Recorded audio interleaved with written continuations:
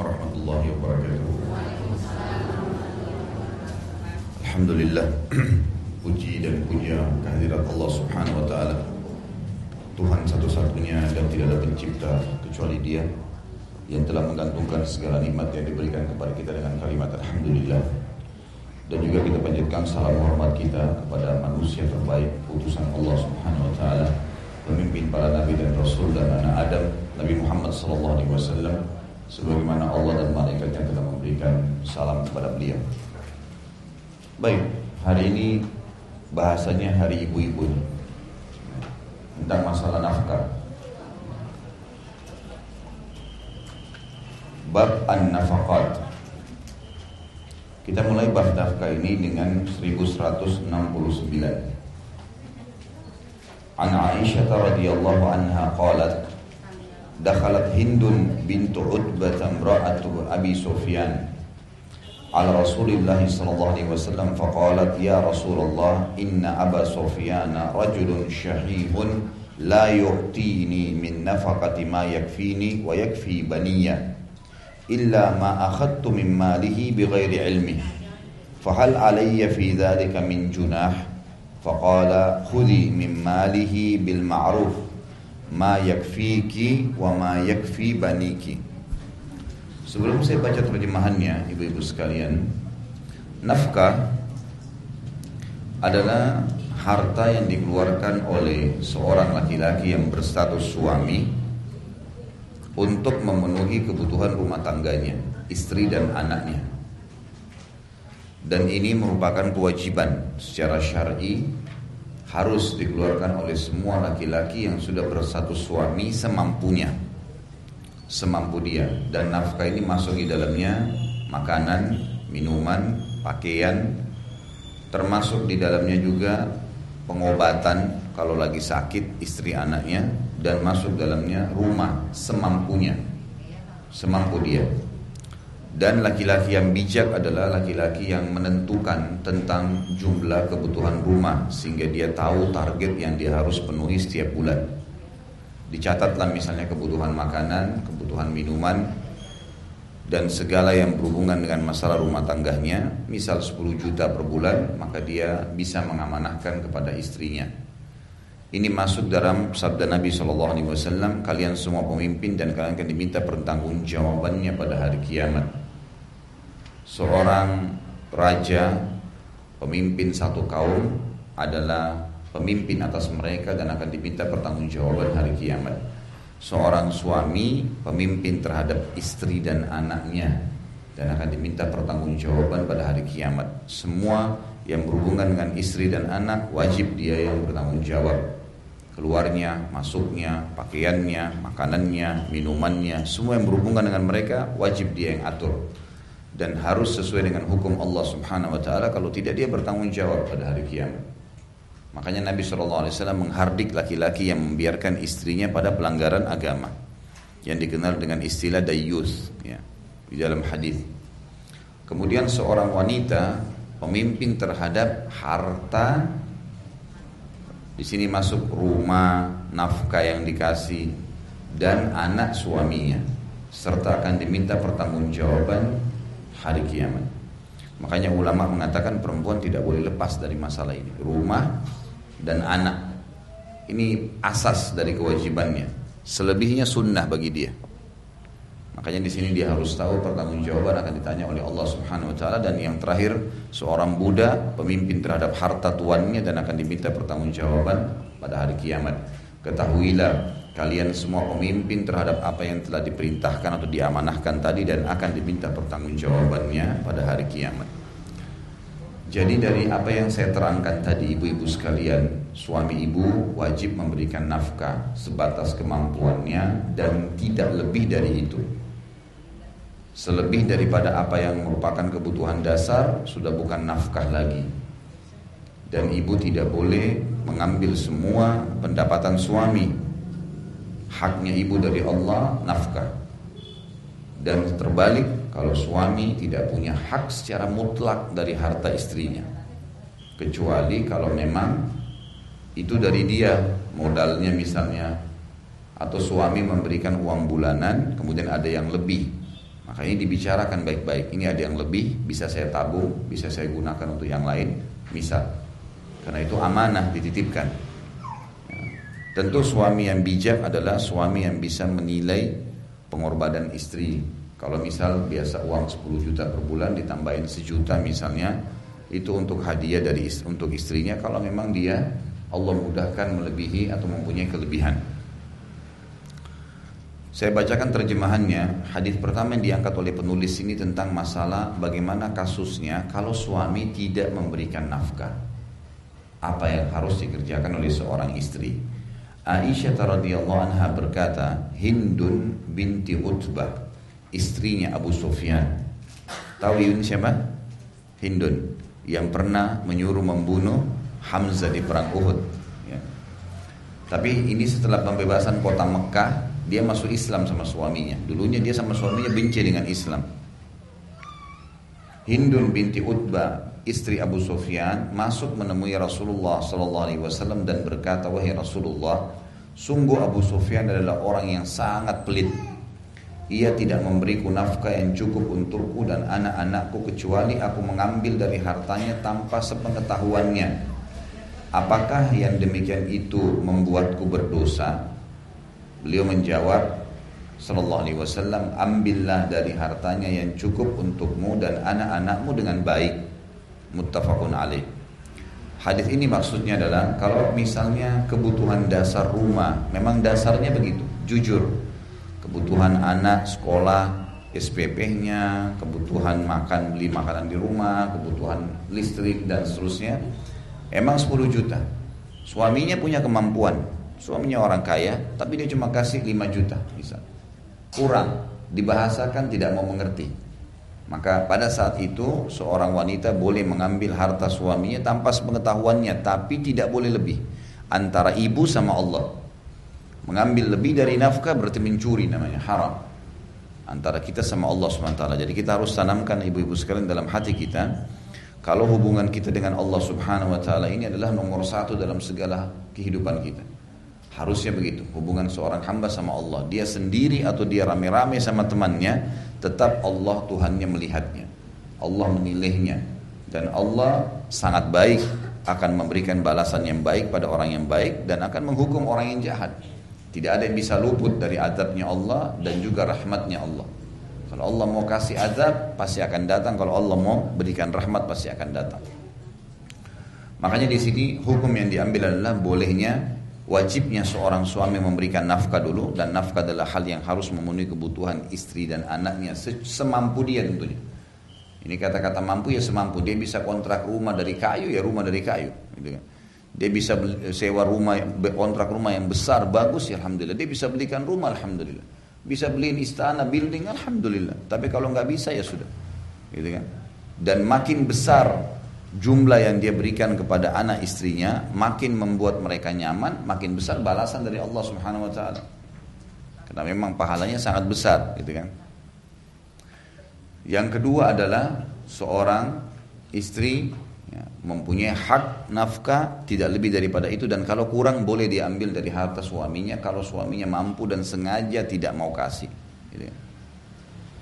Masuk dalam hal ini ibu-ibu sekalian harus diketahui, tidak boleh mengambil kalau nafkahnya kurang menurut ibu-ibu misalnya, dan suami memang tidak punya. Lalu suami kebetulan punya kewenangan untuk mengambil utang di kantor. Istri datang menandatangani ngambil utang, ini nggak masuk, nggak bisa ya. Memang harus yang kemampuan dia, itu berarti sudah di atas kemampuannya, nggak boleh. Pernah saya temukan ada kasus istrinya selalu ngutang, jadi suaminya selalu kalau terima gaji akhir bulan malah habis gajinya plus lagi harus tutupin utang itu, utang lagi sama orang lain, begitu terus. Padahal yang dilakukan apa? Hanya penampilan, baju gonta-ganti, hal-hal yang tidak, ini di luar daripada nafkah wajib. Ingat, sesuatu yang dibutuhkan mendesak. Ibu kalau sudah punya baju cukup dipakai, itu sudah masuk dalam nafkah, sudah selesai. Kalau hanya untuk membeli tambahan, hanya untuk ganti HP, hanya untuk ganti mobil, ini nggak masuk dalam nafkah ini. Itu dari kebaikan suaminya, dia harus bisa membahasakan, gitu kan. Jadi harus faham hubungan kita sama Allah Subhanahu Wa Taala ini harus dinomorsatukan sehingga kita tahu Allah sedang mengawasi kita. Dan Allah sangat baik. Begitu kita baik dalam hati kita baik, niatnya baik, Allah mudahin semuanya. Subhanallah, niatnya buruk, Allah persulit. Jadi harus difahami, jaga hubungan sama Allah, Allah akan jaga hubungan dengan makhluk. Ini yang kita ambil pelajaran dari hadis pertama di bab nafkah nomor 1169. Kita masuk ke 1170. Wa an Tariqin al-Muharibi radhiyallahu anhu qala qadimna al-Madinah fa idza Rasulullah sallallahu alaihi wasallam qa'imun 'ala al-minbar yakhutubu an-nas wa yaqul yadul mu'til 'ulya wabda'u biman ta'ul ummaka wa abaka wa ukhtaka wa akhaka thumma adnaka fa adnaka rawahu an-Nasa'i wa sahih Ibnu Hibban wa Darul Qutni. Tariq al-Muharib radhiyallahu anhu berkata, ketika kami sedang datang ke Madinah, Rasulullah SAW berdiri di atas mimbar berkhutbah di hadapan orang-orang. Beliau bersabda, tangan pemberi adalah yang paling tinggi, maksudnya mulia. Memberi lebih baik daripada menerima. Sebagaimana ada hadis Nabi SAW yang lain riwayat Bukhari juga, yadul ulia khairum min yadis sufla. Tangan di atas lebih mulia daripada tangan di bawah. Dan mulailah untuk memberi bantuan-bantuan kepada orang yang menjadi tanggunganmu. Tentu hadis yang pertama menyebutkan tentang istri dan anak, kebutuhan dasar itu. Setelah istri dan anak datang siapa? Ibumu dan ayahmu. Jadi seorang suami dari hadis ini dia harus memenuhi kebutuhan rumah tangganya, baru kemudian lebihnya dia berikan kepada orang tuanya, gitu kan? Tapi hati-hati ibu-ibu sekalian, banyak orang atau anak laki-laki justru tidak berbakti sama orang tuanya karena pengaruh dari istrinya yang tidak bertakwa kepada Allah. Ini nggak boleh. Harus paham kalau kebutuhan dasar sudah terpenuhi, selebihnya si suami punya hak untuk melakukan sedekah, terutama kepada kedua orang tuanya, ibunya, ibumu dan ayahmu. Kalau ada lebih, saudaramu perempuan dan saudara laki-lakimu. Lalu orang yang dekat denganmu, maksudnya kerabat-kerabat terdekat dan yang lebih dekat denganmu. Artinya siapa lagi setelah itu? Adnaka, maknanya adalah orang yang setelah itu, orang yang setelah itu. Kayak ponakan, paman, semuanya akhirnya masuk juga, boleh dibantu kalau Allah berikan kelebihan. Hadis ini diriwayatkan oleh Nasa'i, hadis sahih menurut Ibnu Hibban dan Darul Qutni. Hadis ini memberikan pelajaran kepada kita. Yang pertama adalah nafkah yang datang setelah istri dan anak adalah orang tua. Setelah orang tua, saudara dan saudari dan saudara. Jadi ibu jangan marah kalau suaminya membantu orang tuanya pada saat nafkah ibu sudah terpenuhi. Itu kewajiban dia. Begitu pula dengan saudarinya, iparnya ibu perempuan. Kadang-kadang ada juga istri yang marah sama suaminya karena dia bantu saudarinya, padahal saudarinya itu janda misalnya, butuh, itu kewajiban dia memang. Saudari didahulukan dari saudara. Nah, ini juga termasuk kewajiban. Lalu kemudian kerabat secara umum. Artinya kita diminta agar bersyukur kepada Allah Subhanahu Wa Taala kalau sudah dipenuhi, karena Allah menjadikan sebagai hukum syar'i kewajiban bagi laki-laki untuk membiayai si perempuan ini. Ibu bayangkan, ibu tidak pernah kenal suaminya ibu sebelumnya, tiba-tiba menikah, tiba-tiba hasil keringatnya diberikan ke ibu. Itu sudah satu penilaian yang luar biasa. Semestinya bisa dinilai kadar itu. Ya. Apalagi kalau dia orangnya royal, lebih baik lagi, sering memberikan tambahan-tambahan. Itu sangat luar biasa. Jadi tidak boleh sampai kita menjadi penghalang, justru dia melakukan perbuatan-perbuatan yang wajib. Sekali lagi, sesuatu yang tambahan bukan sifatnya nafkah. Seperti membeli mobil misalnya, membeli tas yang baru, membeli apalah. Ini semua kita bicara karena ibu-ibu ini perempuan. Sepatu lah, inilah, itulah. Selama ada cukup. Gitu kan? Sudah ada satu, ada dua, pakai dulu. Kalau ada kelebihan rezeki dan laki-laki itu ibu-ibu sekalian paling senang kalau disentuh kepemimpinannya, gitu kan? Nanti insya Allah kalau ada kelebihan rezeki tolong beliin saya lagi ya. Itu lebih baik. Daripada nanti ingat ya, terima gaji jangan lupa sepatu baru. Nah itu akhirnya nanti dia di akhir bulan pura-pura tidak hadir nih, terlambat pulang sengaja. Soalnya cara mintanya nggak santun, gitu kan? Cobalah gunakan kelemah lembutan yang dimiliki oleh wanita untuk bisa memiliki hati laki-laki atau suaminya.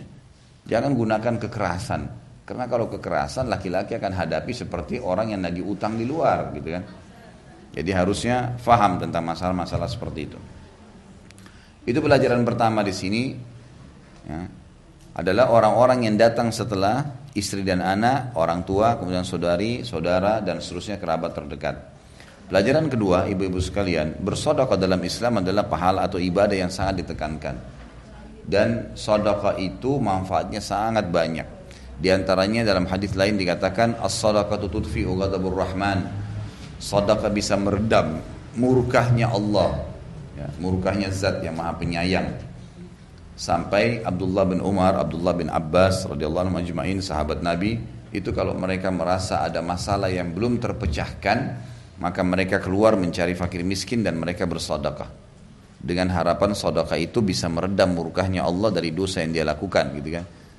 Ini termasuk pelajaran yang diambil manfaat sedekah. Kemudian sedekah juga bisa mensucikan harta kita. Mungkin ada uang-uang haram gitu kan. Yang ketiga, melunakkan hati seseorang agar tidak pelit sehingga dia bisa berbagi dengan orang lain. Dan ingat, hari ini kita memberi, besok kita diberi. Hari ini kita menahan, besok kita ditahan. Ada unsur timbal balik. Hari ini kita menggunjing, besok kita digunjing. Hari ini kita baik sama orang, senyum, besok kita akan disenyumi. Al-jaza, kata Nabi SAW, min jinsil amal. Balasan akan datang sesuai dengan kadar perbuatan seseorang. Sedekah juga menjadi penyebab bertambahnya harta. Karena kata Nabi SAW, ma naqasa malun min sedekah. Tidak akan berkurang harta hamba karena sedekah. Dan masih banyak manfaat-manfaat yang lain ya. Usahakan juga dalam sedekah ini niatnya karena Allah dan berikan yang terbaik. Berikan yang terbaik. Karena dalam Islam ada namanya adab ya. Adab itu kemasan. Kemasan. Kalau seorang suami misalnya memberikan uang bulanan istrinya, uang baru misalnya, beda saja dengan uang-uang yang tua. Dia berusaha berijtihad tentunya. Kalau Allah mudahkan, kemudian dia berikan sama dan kita kasih ke fakir miskin. Kita berikan 10.000 tua dengan 10.000 baru, beda. Ada nilai sendiri, itu adab namanya. Sama dengan orang menghidangkan makanan, ditata rapi, nasi goreng sama nasi goreng tapi ditata rapi. Semuanya ditata rapi, nasinya ditata rapi, telurnya ditata rapi, dengan berserakan saja dihidangkan. Niat itu ya untuk menjaga adab, ya, tata keramahnya punya nilai pahala sendiri di sisi Allah. Orang bangun sholat malam, dia mandi dulu, segar, pakai baju yang bersih, mukena yang bersih, bubuhi minyak wangi di tempat sujudnya, baca ayat dengan santun, dengan doahan santun kepada Allah. Ini beda pahalanya dengan orang asal bangun saja buru-buru sholat dan seterusnya. Ya, jadi beda. Orang makin diperindah ibadah itu, maka makin dikemas, maka makin bagus. Tapi ibadah yang sudah ada panduannya ya. Jangan lupa harus ibadah yang pandu dalam agama, ada dalilnya. Baru kita kemas, ya, seperti itulah. Termasuk ibu-ibu jangan menahan diri kalau memberi makanan misal kepada orang gila. Subhanallah, ini saya lihat poin ini jarang orang berpikir ya. Orang gila ambil makanan di sampah, dia nggak pernah berpikir untuk kasih makanan mereka. Padahal sebenarnya Allah tidak pernah menyuruh kita melihat siapa yang menerima, tapi Allah menilai kadar niat kita.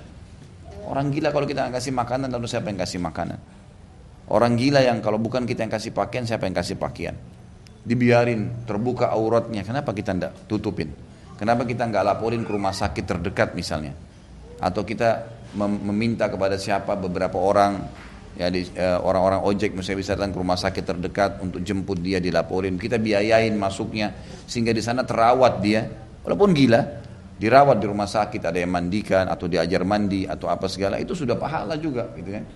Jadi semuanya ada nilai pahala yang di sisi Allah Subhanahu wa taala. Itu kalau orang gila, orang asing, orang susah.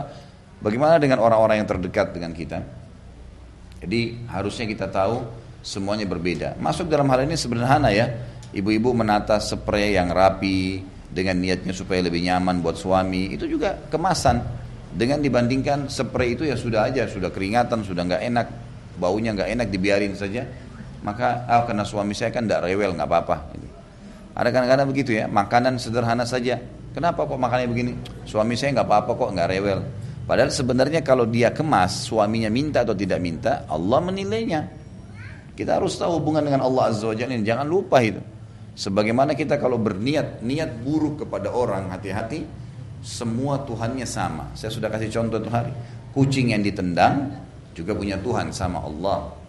Kita tendang dia sekarang dengan alasan kucing itu tidak bisa membalas, atau anak kecil kita karena kita anggap anak kecil dia salah sedikit dicubit sampai biru.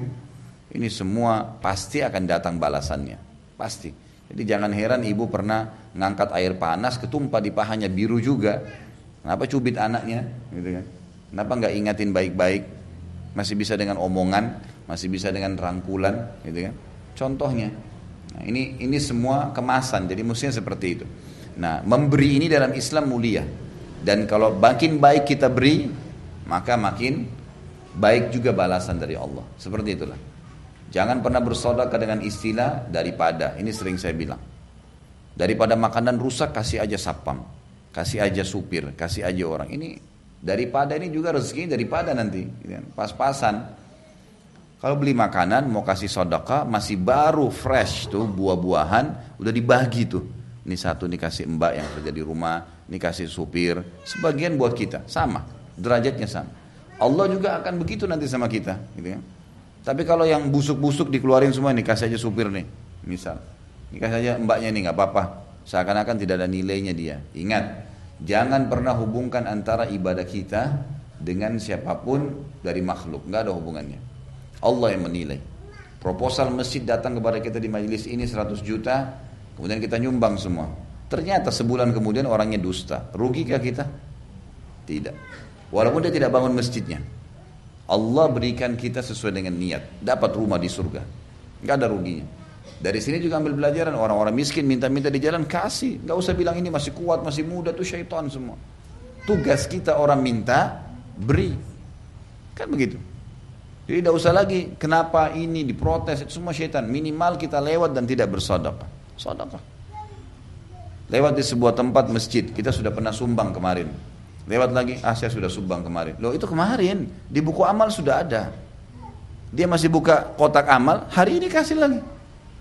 Kenapa nggak dikasih tiap hari? Tiap hari dicatat kan? Jadi jangan sampai kita malah membatasi hal-hal yang bisa datang kepada kita dari sisi manfaatnya. Karena rezeki bertambah dengan sedekah, mulia dan seterusnya. Dan ini pelajaran dari hadis 1170.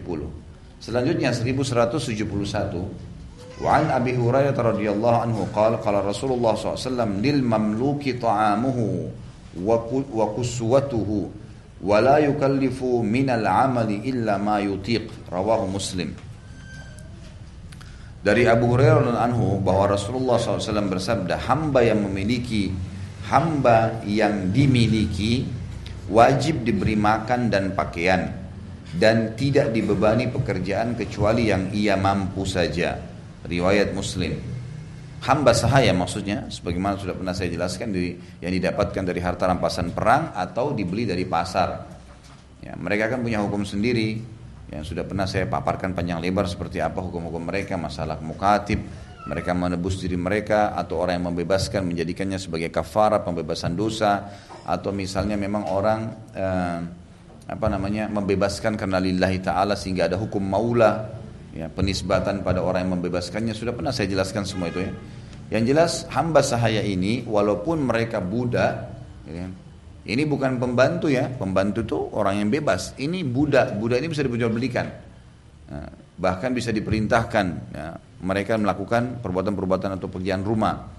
Tapi ini dalam Islam beda antara Islam sama agama yang lain. Kalau agama yang lain itu budak luar biasa, dicambuk, dipukul seperti dulu, zaman-zaman dulu. Dalam Islam tidak. Wajib diberikan makanan dan pakaian. Sampai para sahabat ridwanullahi alaihim, diantaranya Zubair bin Awam radhiyallahu anhu, beliau kalau jalan dengan budak-budaknya itu tidak ketahuan yang mana Zubair, karena bajunya disamain semua. Zubair bin Awam punya puluhan budak, gitu kan, yang beliau sengaja beli. Bahkan beliau tiap hari beli 36 budak. Sesuai dengan kadar uang yang beliau miliki, datang ke pasar beli 36 dibebasin, 36 dibebasin. Kebiasaannya beliau di atas 30 orang, tapi dalam riwayat dikatakan 36 orang per hari. Dia beli harganya berapapun, misalnya satu orang 10 juta, dibeli sama dia. Lalu dibebasin, kalian bebas semua karena Allah. Ya, sebelum dibebasin dihadiahin baju, dihadiahin makan, begitulah. gitu kan? Bermuamalah. Gitu. Dan kita tahu Nabi SAW mencontohkan bagaimana bermuamalah dengan hamba sahaya, diantaranya hamba sahaya beliau yang bernama Zaid bin Harithah. Ini terkenal sahabat Nabi, juga cukup banyak meriwayatkan hadis. Zaid bin Harithah dulu adalah budaknya atau hamba sahayanya Khadijah sebelum menikah dengan Nabi SAW. Dan dibeli di pasar oleh Khadijah. Gitu kan? Tentu Zaid bin Harithah ini anak kepala suku, nama ayahnya Harithah. Nama ayahnya Harithah. Dan Harithah ini berperang, sukunya berperang sama suku lain sampai membuat akhirnya dia terkalahkan dan Zaid anaknya menjadi budak, diperjualbelikan di pasar.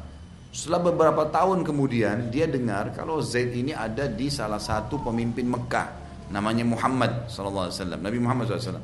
Maka Harithah datang lagi dan berkata, wahai Muhammad, anakku ini bukan budak, dia orang bebas, saya kepala suku, ini anak saya, dia pewaris saya nih.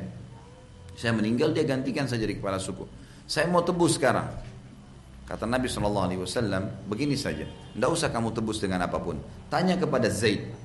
Kalau Zaid memilih kamu, silahkan ambil, bebas. Tapi kamu harus bisa menerima dengan besar hati kalau Zaid memilih saya. Tentu saja si Harithah berpikir, mana ada anak memilih selain ayahnya. Dia datang kepada anaknya mengatakan, hai Zaid, Muhammad orang yang bijaksana. Dia hanya minta kamu milih saya saja. Bilang saya mau ikut ayah saya, kamu bebas dari budak. Gak ada lagi hukum budak pada kamu. Lalu ayahnya mau bersin gak jadi. Lalu ayahnya Harithah itu kan kaget waktu anaknya Zaid mengatakan, saya tidak mungkin mendahulukan siapapun di atas Muhammad. Katanya saya tidak mungkin mau pisah sama Muhammad ini. Belum jadi Nabi waktu itu. Maka akhirnya Harithah membiarkan, mengikhlaskan dan dia pulang, dan semenjak itu diganti namanya Zaid ibn Muhammad. Sampai turun firman Allah Subhanahu wa taala, a'udzubillahi minasyaitonir rajim, ma kana Muhammadun aba ahadin min rijalikum walakin Rasulullah wa khataman nabiyyin. Muhammad bukanlah ayah seseorang di antara kalian, tapi dia penutup para nabi dan rasul, gitu kan? Sampai akhirnya pada satu ayat diganti lagi namanya menjadi Zaid ibn Harithah. Tapi ini hamba sahaya Nabi SAW, gitu kan? Dia sangat cinta dengan Nabi SAW karena apa yang Nabi makan dia makan, apa yang Nabi pakai dia pakai.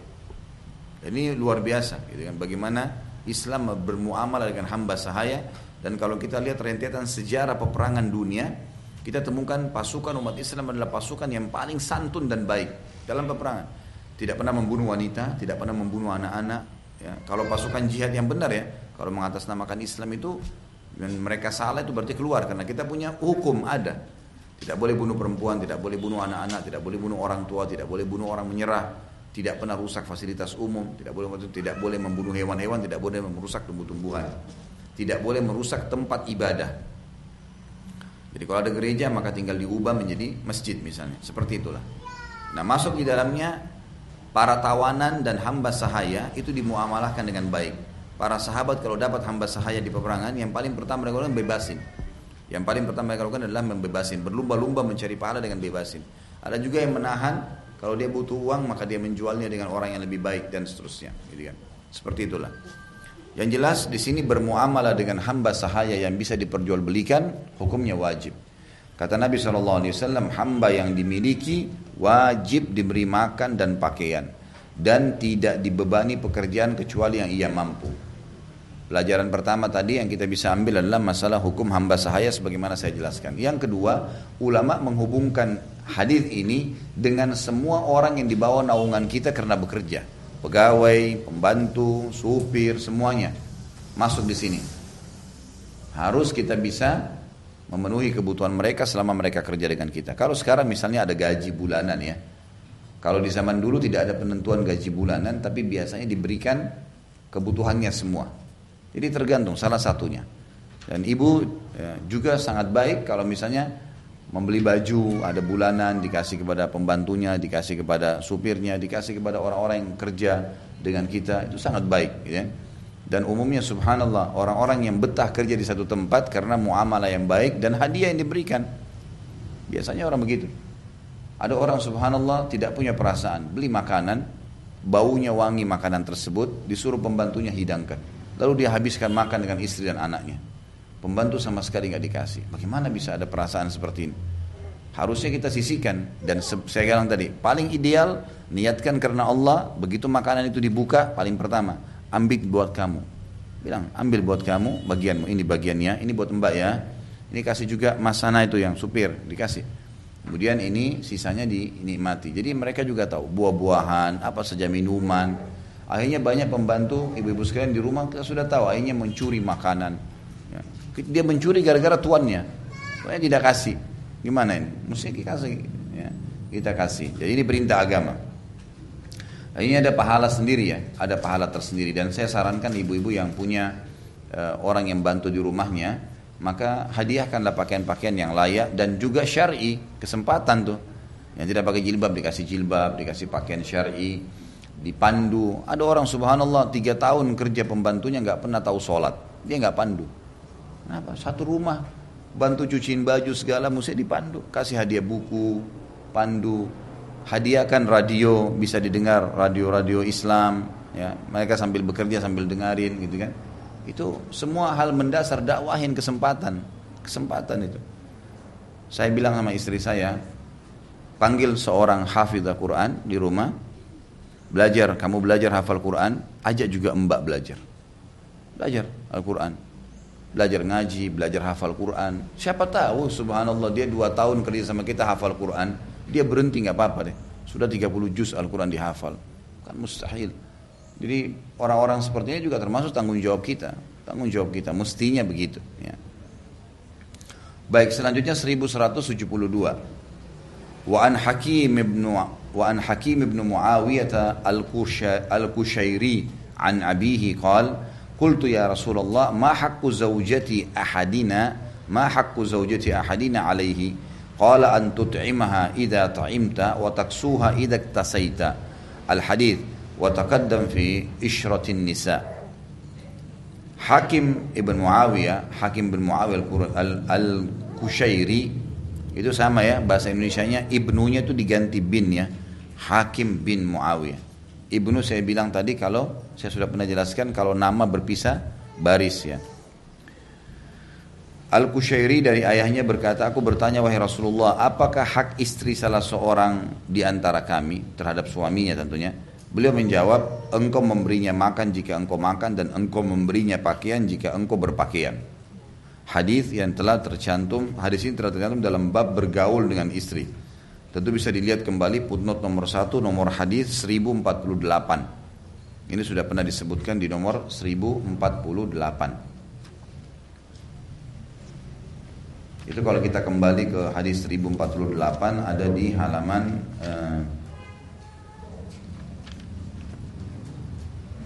425 ya. Hadis itu menyebutkan. Kita ulangi hadisnya, coba kembali dulu ke 1048 di halaman 425. Halaman 425 nomor hadis 1048. Sudah? Ya, halaman 425. Hah? Iya, hadisnya kan dimulai dari 4. Ibu langsung terjemahannya, protes saja. Udah protes salah lagi gitu ya. Itu ada pepatah bahasa Arab Bu itu. Bunyinya begini, akhashafan wasu akila.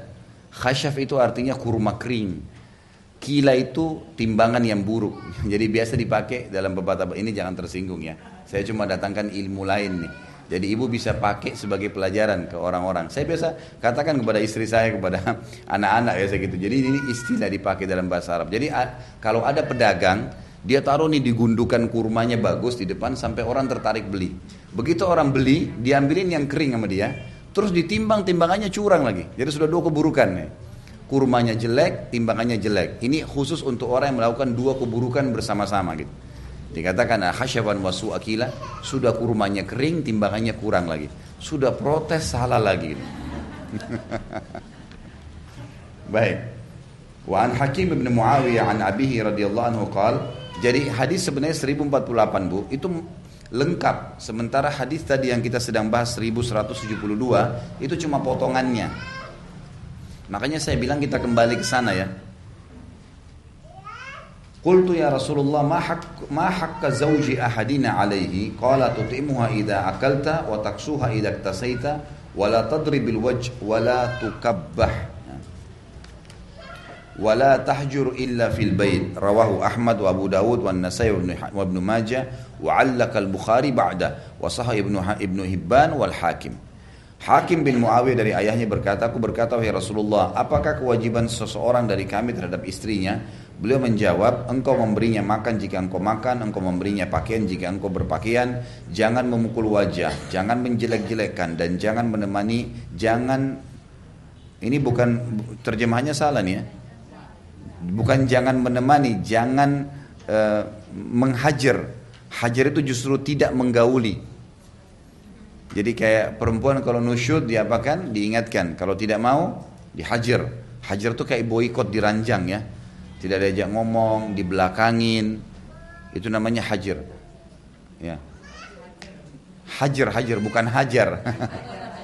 Kalau manusia hajar kan jadi bahaya. Hajar.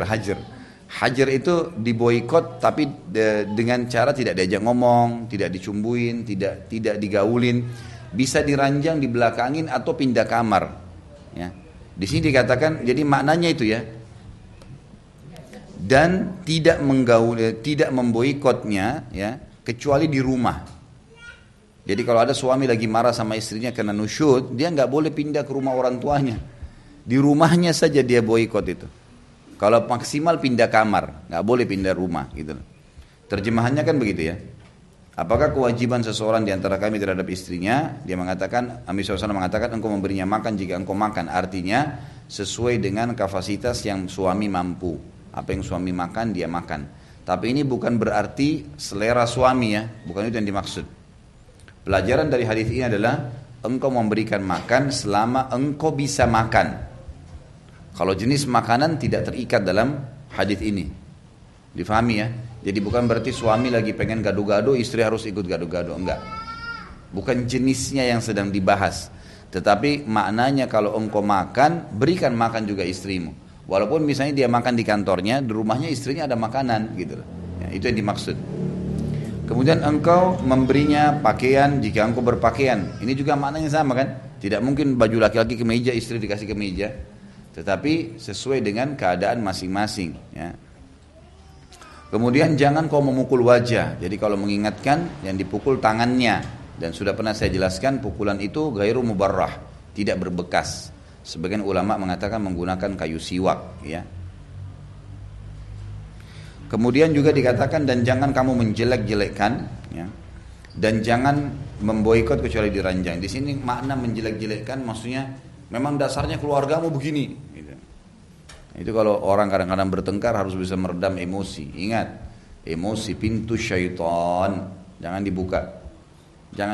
Jangan pernah sengaja memancing emosi suami atau suami memancing emosi istri. Dan kalaupun kita lagi marah, kata Nabi SAW, kalau kalian sedang emosi, lagi marah, sementara kalian berdiri, duduklah. Kalau lagi duduk masih emosi, baringlah. Kalau masih emosi, berwuduklah. Maka air wudu itu akan meredam emosi tadi. Karena orang kalau emosi kata-katanya jadi tidak beraturan, matanya jadi melotot, tangannya bisa melayang, macam-macam. Jadi ini harus dihindari. Baik, hadis ini memberikan pelajaran kepada kita memberikan atau kewajiban suami memberikan nafkah pada istri dan disebutkan item nafkah itu. Makanan, masuk dalamnya minuman, pakaian, dan juga di sini dilarang adabnya memukul dan memboikot istri kecuali di rumah. Tidak boleh pukul wajah dan tidak boleh ya, memboikot kecuali di rumah itu. Baik, ini hadis 1172. Kita pindah ke hadis 1173. Wa an Jabirin radhiyallahu taala anhu anin Nabi SAW fi hadits al-hajj bitulihi. Qala fi dzikrin nisa wa lahunna 'alaikum rizquhunna wa kiswatuhunna bil ma'ruf. Akhrajahu Muslim. Dari Jabir radhiyallahu anhu dari Nabi sallallahu alaihi wasallam dalam sebuah hadis tentang haji yang panjang, maksudnya tentang masalah haji wada ya. Beliau bersabda tentang istri, engkau wajib memberi mereka rezeki dan pakaian dengan cara baik. Hadis yang sebelumnya ibu-ibu sekalian juga perlu digarisbawahi ya. Masalah makanan di sini tergantung ibu diberikan apa oleh suami. Kalau suami memberikan makanan jadi, ya sudah makanan jadi yang dihidangkan. Kalau suami memberikan makanan mentah, ya sudah ibu masak, gitu kan? Seperti itu keadaannya. Jadi tergantung. Ya, ibu bisa membahasakan. Ya, jadi bisa saja, misal ibu ada seorang wanita lagi hamil, melahirkan, kesulitan, suaminya catering misalnya, itu bagus saja. Ya, itu bagus saja. Tapi kalau ibu misalnya diberikan, suaminya bilang saya pengen makan ini ya, sebagai bentuk bakti, dia memasakkan itu. Kalau mentah gitu kan. Kalau suami membawa makanan sudah jadi, alhamdulillah gitu. Seperti itulah. Jadi mudahkan permasalahan dunia, jangan sampai dirumitkan gitu. Ya. Ini termasuk pelajaran yang kita bisa ambil tadi di sini. Ya. Masuk juga dalamnya di sini pakaian semampunya, sudah sering saya ulangi dari tadi. Pakaian semampunya, tidak masuk dalam pakaian yang berlebihan dan tidak masuk dalamnya pakaian yang berbau kemaksiatan. Ini suami boleh tidak memberikan istrinya kalau dia memakai pakaian untuk ya terbuka auratnya di luar. Dia punya hak untuk menahan itu. Selanjutnya di sini dikatakan hadis yang 1173, kata Nabi SAW, engkau wajib memberikan mereka rezeki dan pakaian yang baik. Rezeki maksudnya kebutuhan, ya. Engkau memenuhi kebutuhannya. Jadi kewajiban suami, tidak boleh rumahnya kosong, kecuali memang dia miskin sekali, tidak ada lagi sama sekali makanan, tidak ada punya kemampuan itu lain. Dan cobalah syukuri yang ada. Suami itu bekerja banting tulang di luar, ibu-ibu sekalian, dan dia membutuhkan support dari istrinya. Di antara support dari istri adalah berterima kasih terhadap apa yang diberikan, walaupun itu sederhana gitu, walaupun sederhana gitu. Tentu di sini harus bisa berimbang ya. Antara suami kalau memang istrinya nggak sempat masak, nggak ada makanan, ya sudahlah beli makanan, makan bersama, dimudahin. Istri juga sama, sebaliknya harus unsur sama, timbal balik gitu. Saya kalau pulang rumah istri saya lagi nggak ada makanan, saya nggak masak hari ini, saya beliin makanan Padang sebelah, beli, ayo kita makan, selesai. Nggak usah jadi rumit, kenapa kok nggak masak, sekarang saya sudah kasih uang bulanan, panjang ceritanya ini. Tinggal beli makanan, makan bismillah. Makanan juga itu cuma variasi saja. Kalau sudah lewat tenggorokan, udah lupa tuh mana rendang, mana ayam, mana tempe, mana. Gak usah rewel. Tapi ibu-ibu juga jangan berlebihan. Jangan tiap hari itu terus beli makan Padang sebelah aja deh. Harus berimbang gitu kan. Karena Allah Tuhan kita menilai sesuai dengan kadar niatnya. Jangan lupa, ini dari awal saya ingatkan nih. Allah maha menilai gitu kan. Jadi ini perlu digarisbawahi. Baik, selanjutnya kita pindah ke 1174. Wa Abdullah bin Umar radhiyallahu taala anhuma qala Rasulullah sallallahu alaihi wasallam kafa bil mar'i ithman an yudayyi'a man yakutu. Rawahu an-Nasa'i wa huwa 'inda Muslim bi lafdhin an yahbisa 'amman yamliku qutah. Dari Abdullah bin Umar radhiyallahu anhuma, ini sama. Ibnu Umar itu Abdullah ibnu Umar, ibnnya harus diganti bin. Bahwa Rasulullah SAW bersabda, cukuplah dosa atau berdosa orang yang membiarkan orang yang wajib diberi makan. Ya, maksudnya orang yang wajib dinafkahi.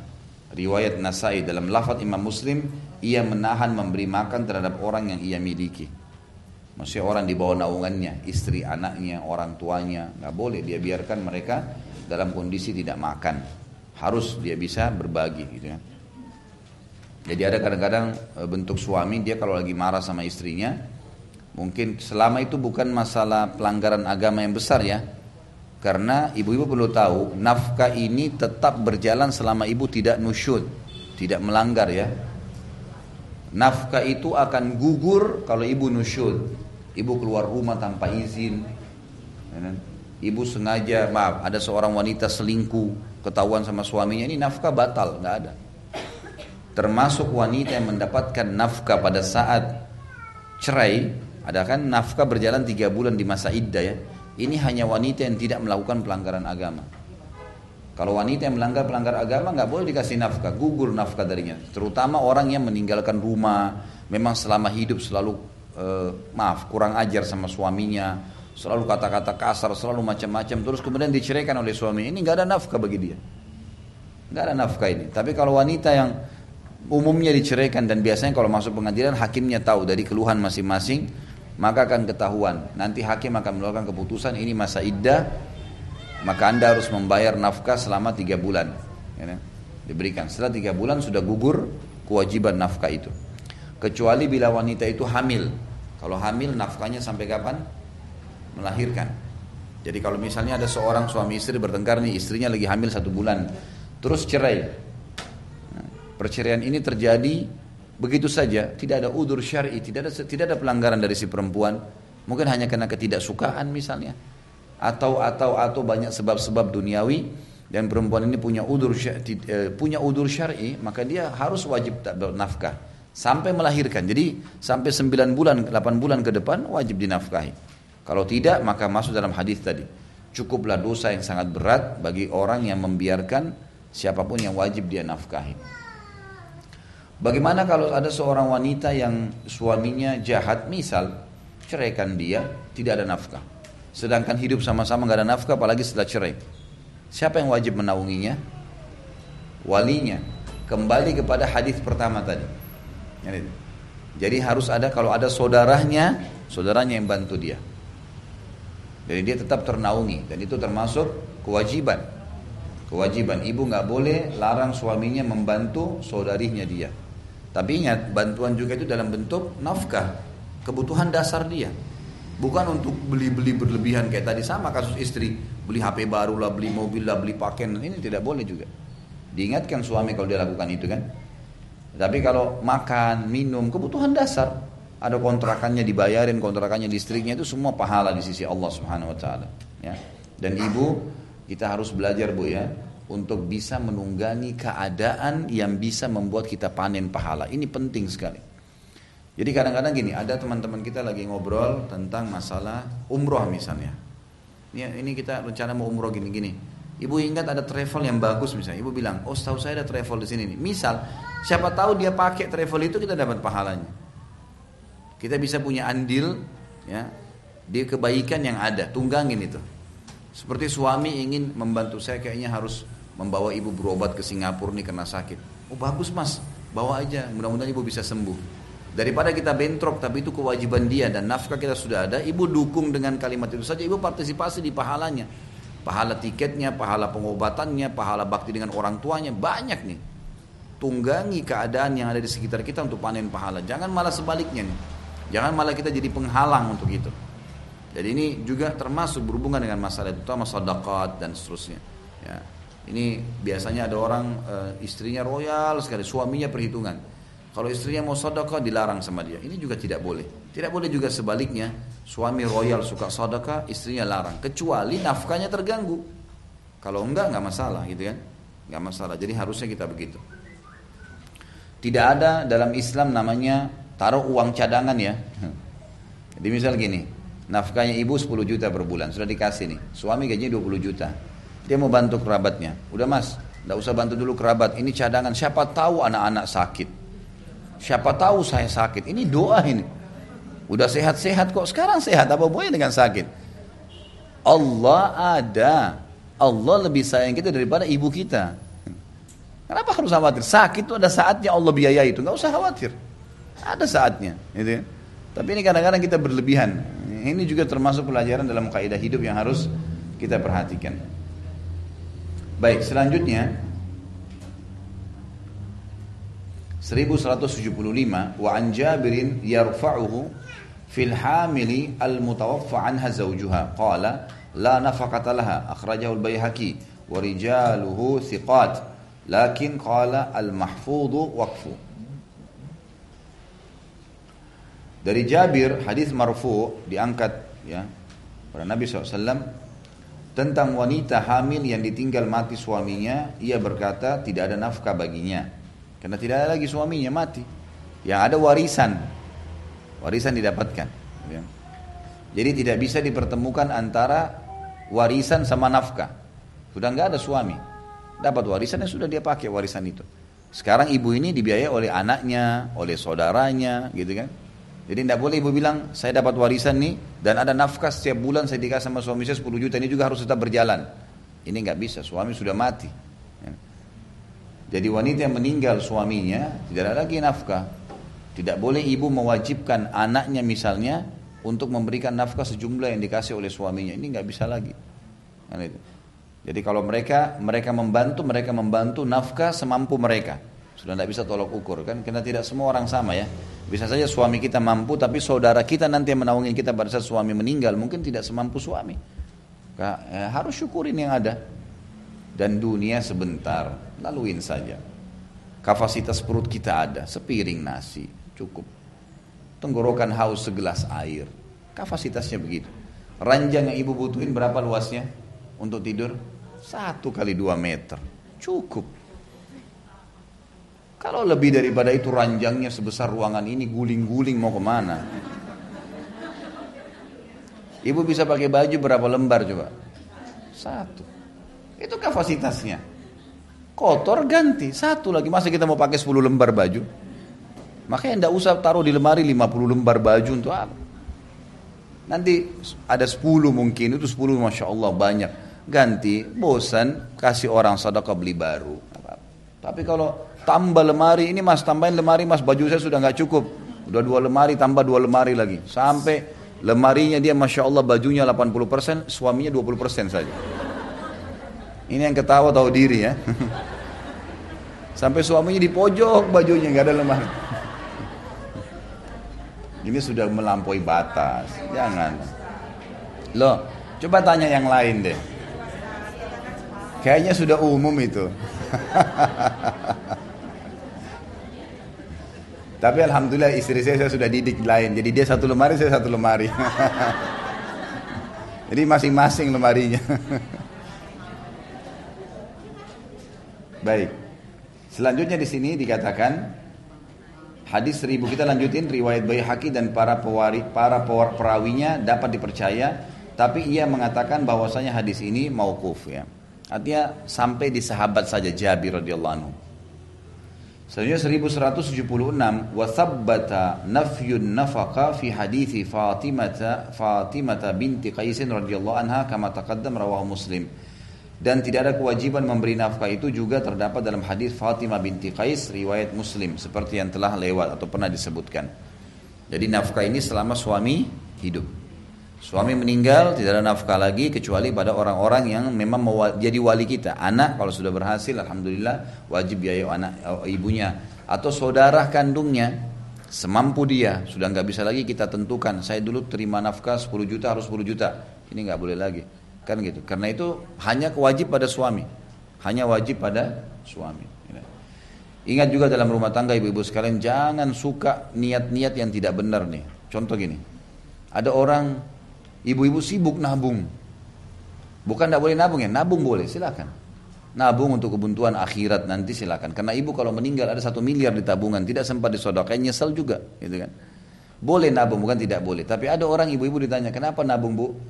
Siapa tahu saya cerai sama suami saya. Doa ya. Itu pernah ada yang bicara sama istri saya begitu tuh. Ditanya ibu, kenapa ibu nabung? Siapa tahu saya cerai sama suami. Sudah ada niat cerai dari awal. Bu, nikah itu ibadah.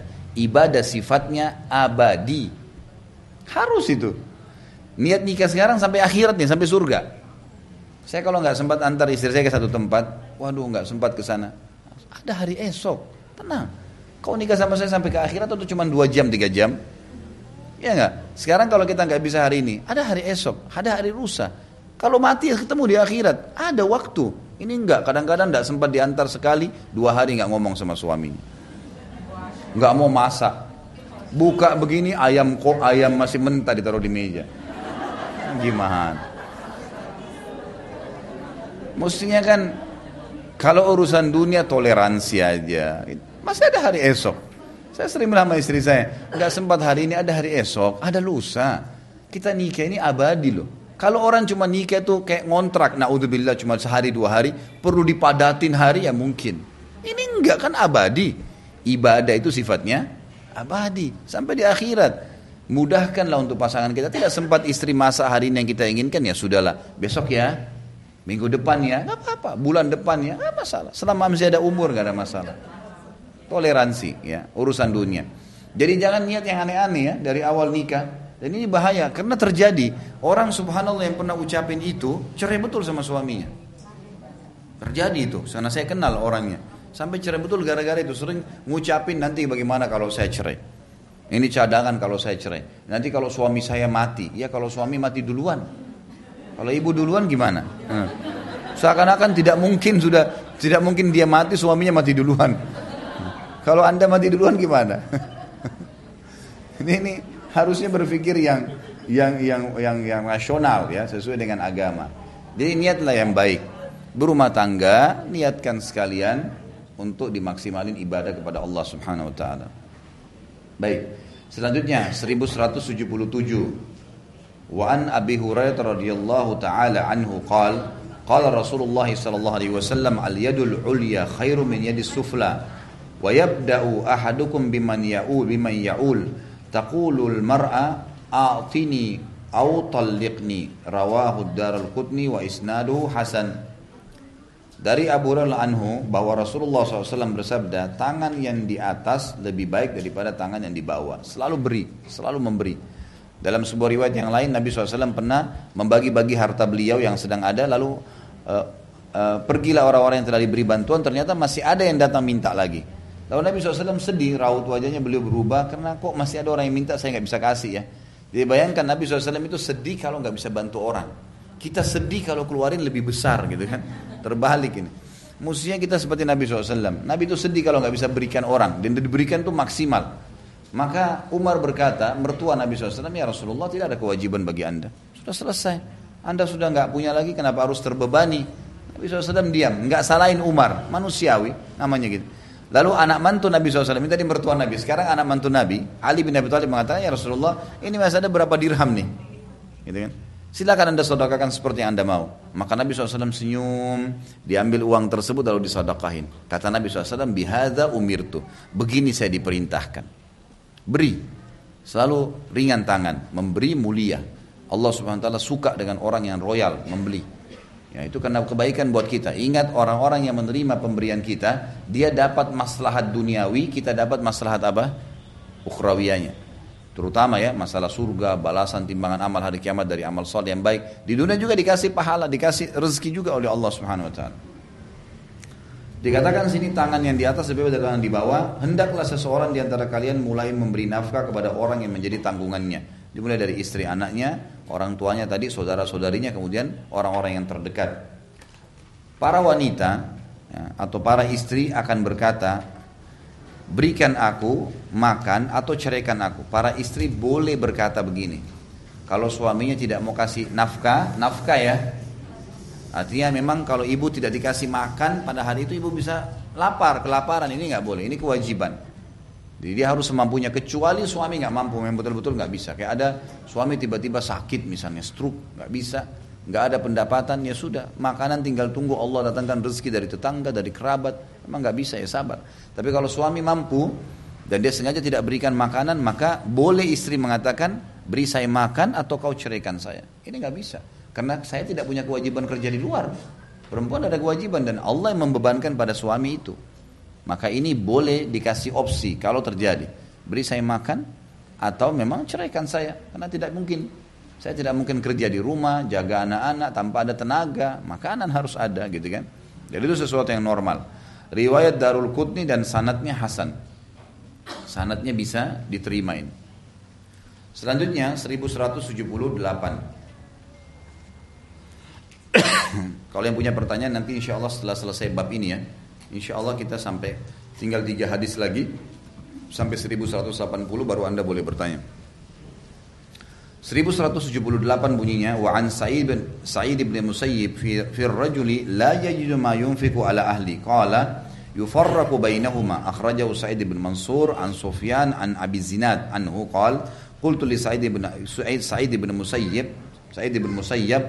sunnah wa qala sunnah wa hadha mursalun qawi wa an Umar radhiyallahu anhu annahu kataba ila umara'il ajnadi fi rijali ghabu an nisaihim an ya'khudhuhum bi an yunfiqu aw yutalliqu fa in tallaqu ba'athu bi nafaqati ma habasu akhrajahu Syafi'i thumma al-Baihaqi bi isnadin hasan. Dari Sa'id bin Musayyab ya, rahimahullah, seorang ulama tabi'in, tentang orang yang tidak mampu memberi nafkah istrinya. Jadi pernah beliau ditanya bagaimana dengan laki-laki yang tidak mampu memberikan nafkah istrinya, tidak bisa lagi. Apapun udurnya, memang dia tidak bisa. Mungkin gila, mungkin sakit parah, dan tidak bisa apa-apa. Jadi sudah tidak bisa apa-apa orang ini. Nggak ada juga kerabatnya yang bisa bantu. Istrinya sekarang tidak bisa makan. Apa yang harus dilakukan? Bagaimana hukumnya tentang istri yang tidak bisa sama sekali diberikan nafkah? Ia berkata, mereka diceraikan, dipisahkan. Nah perempuan tidak mungkin tidak makan, gimana caranya? Jangan gitu. Kecuali kalau emang masih ada harta yang ditinggalkan, ada bantuan dari kerabat yang cukup untuk mereka makan, si istri mau urus suaminya silahkan, nggak ada masalah. Tapi di sini saya mengatakan khusus bagi laki-laki yang misal tadi ya saya sebutkan udurnya seperti gila, memang sudah nggak mungkin. Suami istrinya bisa rawat, tapi dari mana mau makan nih?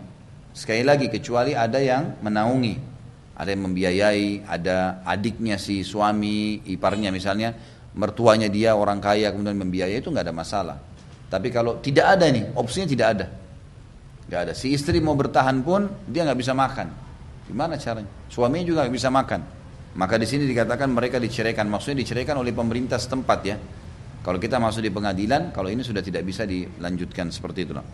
Riwayat Sa'id ibn Mansur dari Sufyan dari Abu Zinad.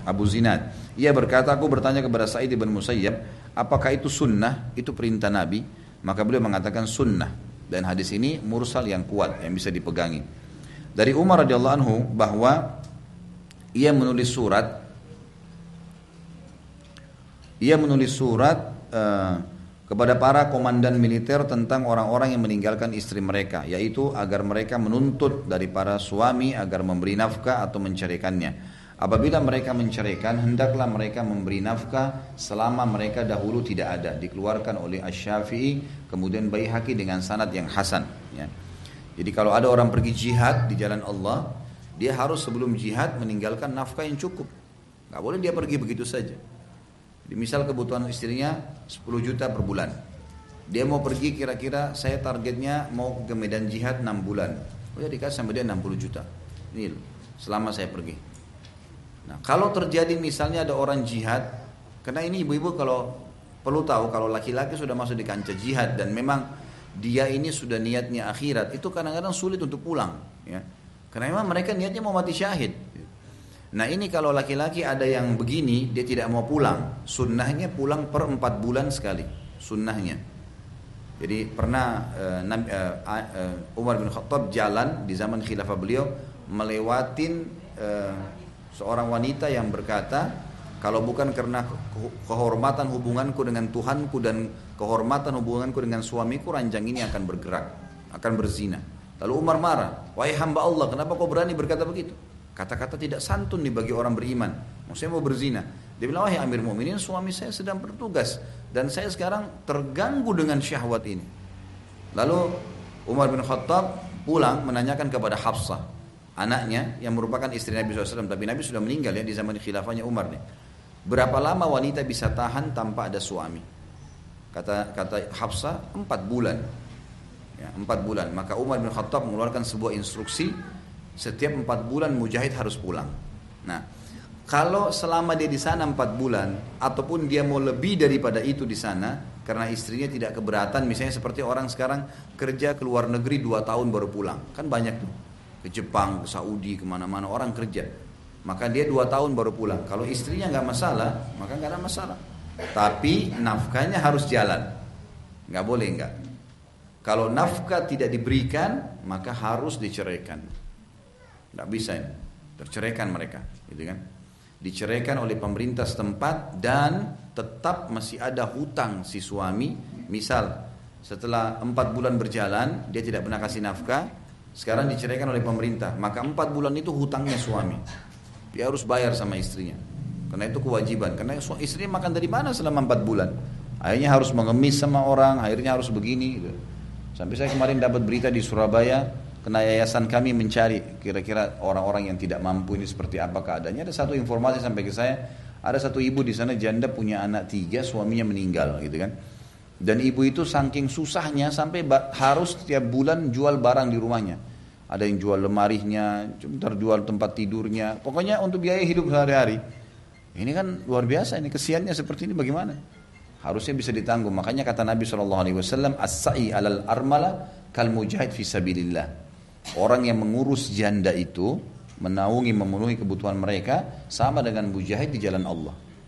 Itu satu fadilah sendiri. Ya, makanya saya masukkan dalam program yayasan nafkah buat janda 2 juta atau 2,5 juta per bulan. Ini biasanya kita ambil standar yang punya anak 2 ke atas ya. Kalau anak kurang daripada itu, cuma 1 anak mungkin tergantung biaya mungkin 1 juta atau kurang daripada itu. Tapi jelas seperti itulah. Baik, di sini dikatakan bahwasanya surat Umar bin Khattab datang kepada komandan militer tentang orang-orang yang meninggalkan istri mereka agar mereka menuntut dari para suami agar memberi nafkah atau menceraikan. Kalau mereka tidak mau pulang dari medan jihad ya, atau dari luar negeri. Apabila mereka menceraikan, kalaupun mereka menceraikan, mereka ya, hendaklah mereka memberi nafkah selama mereka dahulu tidak ada. 4 bulan itu tinggalkan, misalnya 4 bulan dikasih. Dikeluarkan oleh Asy-Syafi'i kemudian Baihaqi dengan sanad yang hasan. Hadis ini memberikan pelajaran kepada kita tentang bolehnya ya, seorang wajibnya nafkah pertama yang dari suami ke istri, walaupun suami sedang tidak serumah dengan istrinya, luar kota, keluar negeri, jihad dan seterusnya, bekerja, tugas belajar dan seterusnya, semampunya tentunya sekali lagi. Dan yang kedua, seorang istri boleh terceraikan oleh suaminya atau meminta cerai selama memang tidak ada nafkah, tempatnya berjauhan, luar negeri dan seterusnya, ini boleh istri. Sudah ini masuk dalam kategori bolehnya seorang istri mengajukan cerai dan tidak masuk kena hadis Nabi yang berbunyi wanita manapun yang minta cerai dari suaminya tanpa udzur maka kena laknat gitu kan. Tapi ini masuk dalam udzur syar'i. Pada saat suami di luar negeri atau pergi lama, tidak jelas kapan pulangnya. Nah, ini bisa bertahan kalau nafkah berjalan. Kalau nafkah tidak ada maka diceraikan gitu kan. Pemerintah setempat pun bisa mengambil alih masalah itu. Selanjutnya hadis 1179 dan ini 2 hadis terakhir ya sebelum kita tutup babnya. Wa an Abi Hurairah radhiyallahu taala anhu qala jaa rajulun ila an-nabi sallallahu alaihi wasallam faqala ya Rasulullah indi dinarun qala anfikhu ala nafsika qala indi akhar qala anfikhu ala waladika qala indi akhar qala anfikhu ala ahlika qala indi akhar qala anfikhu ala khadimika qala indi akhar qala anta a'lam akhrajahu Asy-Syafi'i wa Abu Daud wal lafdhu lahu wa akhrajahu An-Nasa'i wal Hakim bi taqdimi az-zawjati 'ala al-walad. Abu Hurairah anhu mengatakan ada seseorang laki-laki datang kepada Nabi SAW dan berkata, wahai Rasulullah, aku mempunyai 1 dinar ya. Beliau menjawab, nafkahkan buat dirimu sendiri. Kalau kau punya uang itu penuhi kebutuhanmu. Jadi laki-laki di sini ibu-ibu harus tahu ya, punya hak untuk membiayai dirinya. Jadi kalau dia beli baju baru jangan diprotes. Emang hak dia itu. Ibu kalau beli baju baru ibu nggak pernah diprotes sama suami. Ini suami baru beli baju, wah baju baru, saya nggak dibeliin. Ini nggak boleh. Itu hak dia. Ya, harusnya begitu. Lalu dia mengatakan aku masih punya 1 dinar lagi. Kata Nabi SAW, nafkahkan untuk anakmu. Ia berkata, aku masih punya 1 dinar lagi. Beliau menjawab, nafkahkan buat istrimu. Ia berkata lagi, aku mempunyai 1 dinar lagi. Beliau menjawab, nafkahkan buat pembantumu. Ia berkata lagi, aku mempunyai 1 dinar lagi. Beliau bersabda, engkau lebih tahu siapa yang harus engkau berikan nafkah. Riwayat Syafi'i dan Abu Daud dengan lafaz menurut Abu Daud. Dan Nasa'i juga Hakim meriwayatkan dengan mendahulukan istri daripada anak. Hadis ini menjelaskan kepada kita tentang tahapan nafkah itu, sedekah. Orang harus mulai dengan dirinya sendiri. Setelah kebutuhan dasarnya terpenuhi, maka dia pindah kepada istri dan anaknya. Di sini juga makna ahl bisa masuk kerabat. Dia setelah istri anaknya dia masukkan kepada kerabatnya, kemudian baru dia berikan kepada orang yang di bawah naungannya tadi, pembantunya. Di sini dikatakan atau orang yang sedang di bawah naungannya tadi, bantu supir dan seterusnya. Dan ini sudah saya katakan termasuk zakat mal boleh diberikan kepada mereka ya. Zakat mal kita boleh diberikan selama mereka tidak mampu. Kemudian boleh setelah itu bebas diberikan kepada siapa saja. Jadi kita dahulukan orang-orang ini. Juga dalam membantu orang lain ibu-ibu sekalian, lebih baik kita membantu seseorang yang menyelesaikan permasalahan dia secara individual daripada kita membantu 10 orang tapi semua tidak selesai masalahnya. Saya punya uang 10 juta saya mau sedekahkan. Ada satu ibu janda yang dia punya utang 7 juta Misal, selalu terlilit utang dan susah nih. Kemudian 3 jutanya bisa dijadikan modal berhenti dari masalah dia. Dan ada 9 orang janda yang lain punya masalah-masalah yang sama. Mana lebih baik? Saya bantu 1 orang 10 juta selesai clear, atau saya bagi sejuta tapi nggak selesaiin masalah mereka? 1 orang lebih baik. Clear 1 orang itu lebih baik. Sama ibu juga punya utang. Ini cara metode syar'i ya. Kita punya utang dengan 5 orang, masing-masing misalnya 10 juta, 50 juta gitu kan. Saya punya uang 10 juta, mana lebih baik? Saya bayar 1 juta atau 2 juta, 10 juta semua, atau saya selesaikan pada 1 orang? 1 orang. Clear, itu bebas. Beban kita bebas 1. Yang lain memang masih nagih iya, tapi kita lepas dari sini. Banyak orang tidak dibagi, diserakin, yang penting semua tenang dulu bulan ini. Enggak, ini jadi masalah. Kecuali ada kesepakatan ya, per bulan 2 juta misalnya, itu lain. Tapi kalau enggak, maka sebaiknya dikelirkan. Sama dengan membantu tadi. Masuk dalam semua hal ini. Makanya kita fokus kepada 1 orang clear itu lebih baik daripada kita serakin kemana-mana gitu. Baik, hadis ini memberikan pelajaran kepada kita tahapan tadi orang yang menerima nafkah itu dan siapa yang harus kita mulai untuk memberikannya. Hadis terakhir dalam bab nafkah 1180. Wa an Bahz bin Hakim an abihi an jaddihi radhiyallahu anhum qala qultu ya Rasulullah man abar qala ummaka qultu thumma man qala ummaka qultu thumma man qala ummaka qultu thumma man qala abaka thumma al-aqraba fal-aqrab akhrajahu Abu Dawud wa Tirmidzi wa hasanahu. Bahz ibn Hakim dari ayahnya dari kakeknya radhiyallahu anhum, semuanya sahabat, berkata, aku bertanya wahai Rasulullah, kepada siapakah aku harus berbuat baik? Ini sebenarnya bab bakti pada orang tua ya. Siapa orang yang paling layak aku bakti, aku layani ya. Maka kata Nabi SAW, ibumu. Kemudian aku bertanya siapa lagi, dia mengatakan ibumu. Lalu kemudian siapa lagi, ibumu. Lalu kemudian yang keempat baru Nabi SAW mengatakan, atau orang itu bilang siapa lagi, ayahmu. Lalu yang lebih dekat, kemudian yang lebih dekat. Riwayat Abu Dawud dan Tirmidzi. Hadis ini hasan menurut Tirmidzi ya. Hadis ini memberikan pelajaran kepada kita tentang kedudukan seorang ibu ya. Kalau ibu sekarang membantu suaminya untuk bakti dengan ibunya, poin ini ya, maka pastikan nanti di masa tuanya ibu, nanti akan ada anak mantu yang melakukan hal yang sama. Itu unsur timbal balik, sesuai dengan hadis Nabi SAW kan. Jaga kesucian, kehormatan, kemaluan kalian, maka Allah akan jaga kesucian, kehormatan, kemaluan pasangan kalian. Ya, baktilah dengan kedua orang tua kalian, maka Allah akan berikan kalian anak-anak yang berbakti dengan kalian. Dalam makna hadis yang lain, orang-orang yang bakti pada orang tuanya akan diberikan anak yang bakti padanya. Itu unsur timbal balik. Jadi ibu-ibu jangan jadi penghalang suaminya untuk bakti sama ibunya, malah dukung tuh, kasih. Terus kalau mertua saya orang kafir Ustaz, sama. Yang tidak boleh itu hanya mentaati orang tua pada kemaksiatan kepada Allah. Ibunya walaupun kafir, penyembah berhala, tetap harus kita dukung. Bantu ibu. Jenguk dia kalau sakit, datangin. Kita temanin dia. Ingat, innamal a'malu binniyat. Allah akan balas dengan niatnya ibu.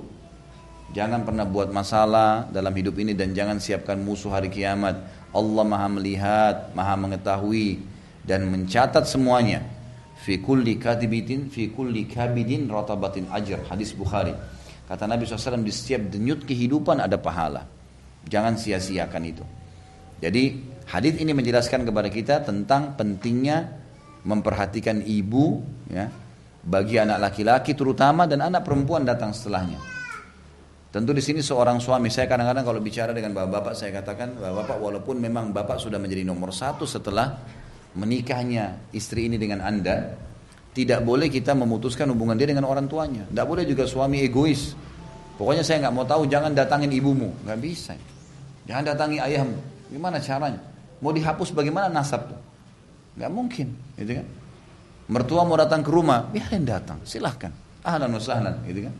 Saya bilang sama istri saya, ini rumah, dari sekarang saya bilang ya, terbuka buat kerabatmu, silakan datang. Nggak ada masalah, apalagi orang tuanya. Ada orang subhanallah mertuanya datang cemberut, nggak mau, gitu kan. Udahlah, cerewet Ustaz, ya sabar. Terus gimana? Masa mau dihapus statusnya dari orang tua pasangan kita kan tidak mungkin. Dan pahala sabar didapatkan kalau ada cobaan. Ada orang yang lebih berat cobaannya, jadi sabar. Hadis ini mengingatkan kepada kita tentang pentingnya tidak boleh putus sama orang tua, walaupun sudah berumah tangga. Karena ini kan berbicara masalah nafkah, berarti bicara masalah rumah tangga. Setelah menikah tidak boleh putus hubungan dengan orang tua. Bagi anak laki-laki bakti selamanya dengan orang tuanya. Bagi anak perempuan juga, ya suaminya dulu baru tetap orang tuanya, Tapi tidak boleh mendahulukan orang tua juga dari suami. Jadi berimbang lah ya. Makanya pentingnya kita mencari pasangan yang soleh dan solehah ini agar bisa ya sejalan. Selama kita berada di rel yang sama agama, kita akan sefaham tuh. Yang jadi masalah kalau perasaan lah, ya tradisi lah, adat lah, bukan di agama, nggak ketemu. Saya pernah nasihatin istri saya, ibu sekalian, dalam kejadian yang pernah saya nasihatin gitu kan. Terus dia terbawa dengan perasaannya, lalu saya bilang begini, selama kau masih bawa dalam perasaan kamu, tidak selesai masalah. Ini harus kita rel agama nih. Agama mengatakan A, B, B. Sejalan dengan itu kita akan temukan titik temunya. Karena tidak ada yang bisa memberikan jalan keluar seperti agama. Harusnya begitu. Jadi agama larang jangan langgar apapun alasannya. Ini haram, jangan cari dari samping, dari bawahnya ada halal, nggak bisa. Haram, tinggalin. Syubhat pun samar, tinggalin, nggak boleh. Yang boleh hanya yang dibolehkan, udah. Fokus di situ, meninggal masuk surga. Kata penutup saya ibu-ibu sekalian, tadi ini mungkin sudah pernah saya sebutkan, jangan tambah program hidup. Sudah. Saya bilang sama istri saya, ini ranjang, alhamdulillah kau ngantuk, tinggal tidur. Ini kamar mandi, kau butuh tinggal masuk kamar mandi. Lapar, tinggal buka kulkas. Anak-anak ada, suami ada. Baik, ini saja kau pertahankan, ibadah, sholat segala, mati masuk surga. Jangan buat program baru. Jangan nambah-nambahin. Ada orang mosok jadi jagoan nih, tiap hari nampung curhatnya orang. Nggak apa-apa kalau kau punya masalah cerita sama saya saja. Dia aja masalahnya masih banyak gitu kan. Kecuali darurat, memang Anda konsultan. Makanya saya bilang dalam masalah rumah tangga, jangan konsultasikan masalah kita kecuali kepada alim ulama saja. Jangan ibu punya masalah rumah tangga, satu kampung tahu masalahnya. Keluarganya semua tahu, teman kantornya semua tahu. Apain? Sampai kalau ada temannya baru ketemu, teman SD dulu, baru ketemu 30 tahun bisa cerita masalahnya. Orang ini gak ngerti apa-apa ini. Tiba-tiba ditumpangi. Sampai kata para ulama, keluhkanlah masalahmu pada Tuhanmu, karena Dia menciptakanmu, menciptakan masalahmu, menciptakan jalan keluarnya. Dan jangan keluhkan pada manusia karena kau sedang menumpuhkan masalahmu pada manusia itu. Misal ibu lagi ada masalah sama suami, kembali kepada ibunya. Ibu begini. Ibunya, ibu betul bawa perasaan sama anaknya sedih. Sekarang kita sedang menambah beban gak sama dia? Menambah beban. Mana ayah begini, tambah beban. Kan gitu. Lebih baik kita sendiri, ini masalah, baik pecahin, minta kepada Allah SWT, itu paling baik. Ini kadang-kadang kita jadikan Allah nomor 30, jadi masalah. Mestinya memang Allah di nomor satukan segala-galanya. Sebelum ke dokter, ya Allah, mudahkan supaya saya sembuh melalui dokter ini, sembuh insya Allah. Ini enggak, dok bagaimana, terus dokter, nanti kalau sudah mentok tidak bisa sembuh lagi, baru ya Allah sembuh. Ini gimana caranya? Tuhannya dikasih nomor 30, gimana caranya? Allah biarin. Ingat hadis Nabi SAW, kalau seseorang di antara kalian menggantungkan diri padaku, aku akan memenuhi kebutuhannya. Kata Allah nih, hadis qudsi. Dan kalau seseorang di antara kalian menggantungkan nasibnya, kebutuhannya pada selain aku akan biarkan dia dengan nasibnya. Ya udah biarin aja. Gitu kan? Makanya dia bolang ganti dokter sana sini tidak pernah sembuh, karena masalahnya tidak kena kembali kepada Allah SWT. Baik, ini bahasan kita. Ada yang mau bertanya silakan. Mana mic-nya nih? Assalamualaikum warahmatullahi wabarakatuh. Waalaikumsalam. Saya mau bertanya, pertanyaan bagus menurut saya. Ada 3 pertanyaan Bapak. Yang pertama, apa hukumnya jika seorang kepala rumah tangga yang pergi dakwah agama tapi lupa dengan nafkah keluarganya? Biasanya pergi dakwah tapi ya sudah karena berdalih dakwah agama tapi melupakan nafkah untuk keluarga. Baik, satu-satu dulu Bu ya. Ini ibu-ibu yang hadir berapa jumlahnya nih Bu Yuli? Bisa 200? Nggak sampai? Ratusan? Ini kalau nyumbang 100.000 per orang sudah ada AC di ruangan ini nih. Terus kenapa nggak nyala? Ya makanya nyumbang, majelis taklimnya nggak mau nyumbang. Baik Bu, apa hukumnya seorang suami yang pergi berdakwah dan tidak peduli dengan nafkah suaminya? Sama tadi kasus. Jangankan dakwah, jihad juga sama ya. Bahkan jihad itu bersaing dengan dakwah. Jihad kadang-kadang malah lebih tinggi daripada dakwah di beberapa keadaan kalau dia fardu ain. Tadi hadis sudah disebutkan kalau jihad saja tetap wajib menafkahi istrinya. Ya. Bahkan sebagian ulama fikih mengatakan ya kalau bukan fardu ain, bukan negara kita lagi diserang nih, itu kan fardu ain ya harus membela. Cuma jihad fardu kifayah. Ada satu wilayah muslim lagi diserang, kan muslim-muslim yang di luar wilayah itu wajib tapi kifayah. Kalau yang sudah ada yang pergi sudah gugur bagi yang lainnya kan gitu.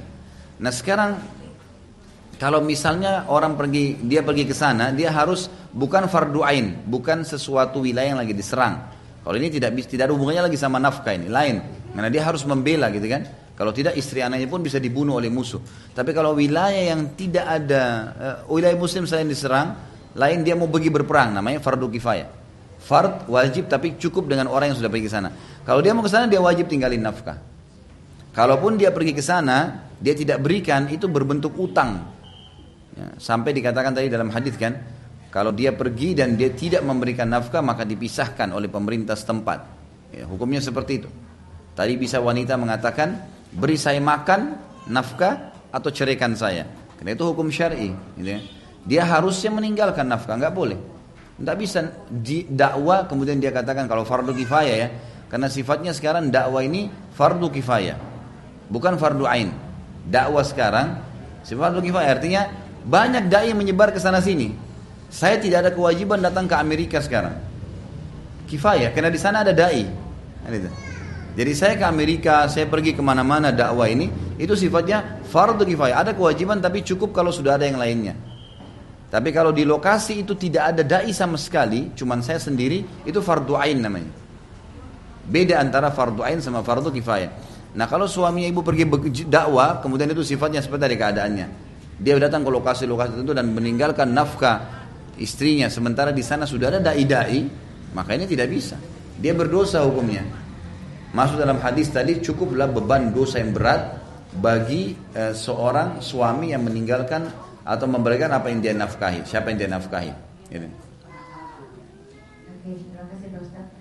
Pertanyaan kedua adalah bagaimana jika suami memberi modal untuk istrinya pertama kali besar, tapi kemudian tidak memberi nafkah bulanannya gitu untuk makan, sedangkan namanya usaha gitu kan, kalau saya namanya modal kemana-mana mungkin terus tuh.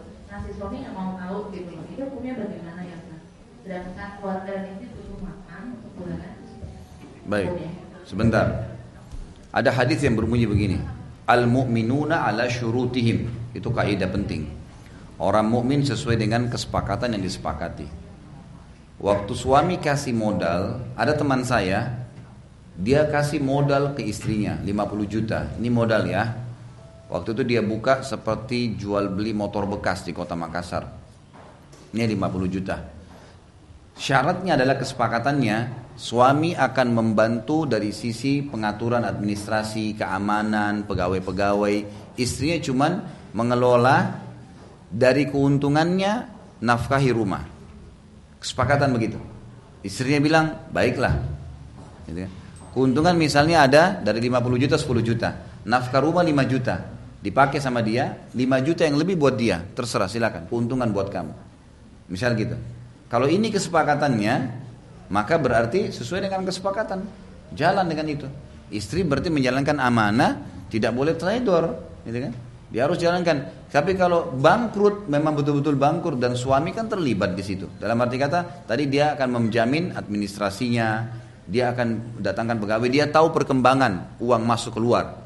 Cuma keuntungan yang datang sudah bukan campur tangan saya, buat istri. Nafkah rumah, gitu kan? Kurang dia tambahin, berlebih dikasih, silakan hadiah. Ini umum, ini boleh.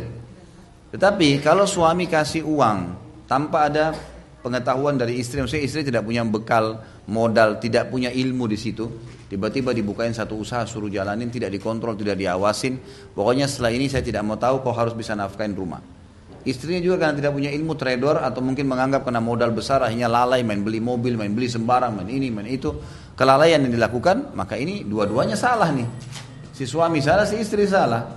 Nggak boleh begini. Makanya ibu kalau tidak mampu bilang maaf saya nggak bisa kelola bisnis. Kasih nafkah bulanan selesai. Udah to the point.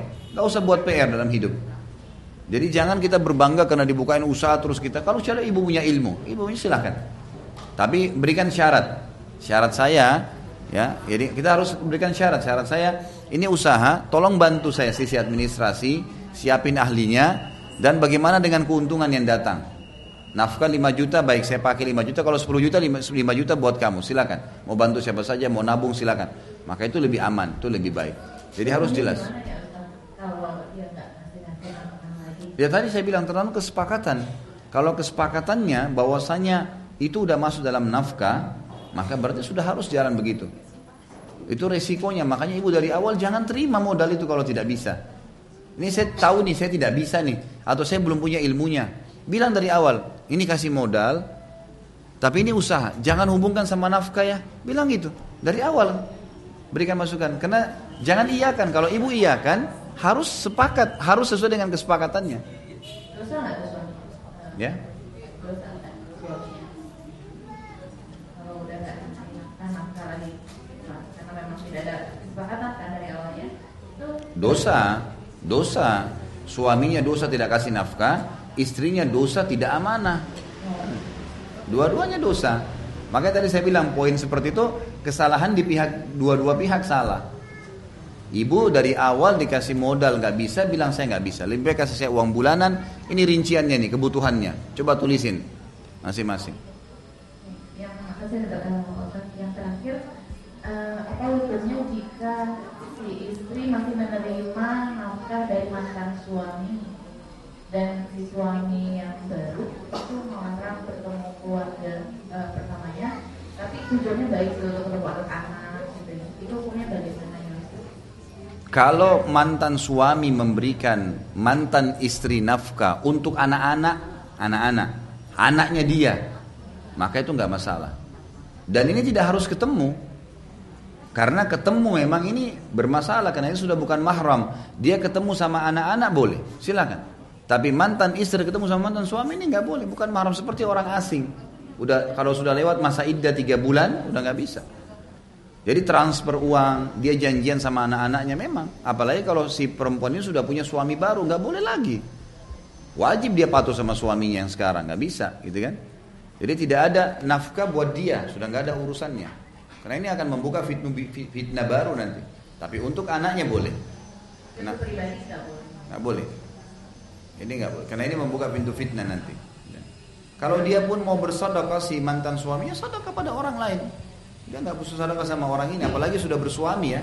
Beda kalau masih dalam status janda, lain lagi. Kalau dia cerai sama istrinya nggak nikah lagi, kemudian dia mau bersedekah membantu. Umumnya karena merawat anak-anaknya misalnya, atau karena ini dianggap janda dalam hadis seperti orang mujahid, kalau membantu itu lain. Itu nggak masalah. Tapi kalau sudah status istrinya orang nggak bisa. Kecuali kalau sudah janda nggak apa-apa ya. Iya. Dah. Ada lagi nggak? Sudah, terima kasih. Assalamualaikum warahmatullahi wabarakatuh. Mana yang besar-besar nafkahnya nih, Masya Allah. Kok langsung diam mau dibilang besar nafkahnya. Ada lagi nggak yang mau bertanya? Ya silakan. Mic-nya dikasih ke belakang dulu Bu, tolong.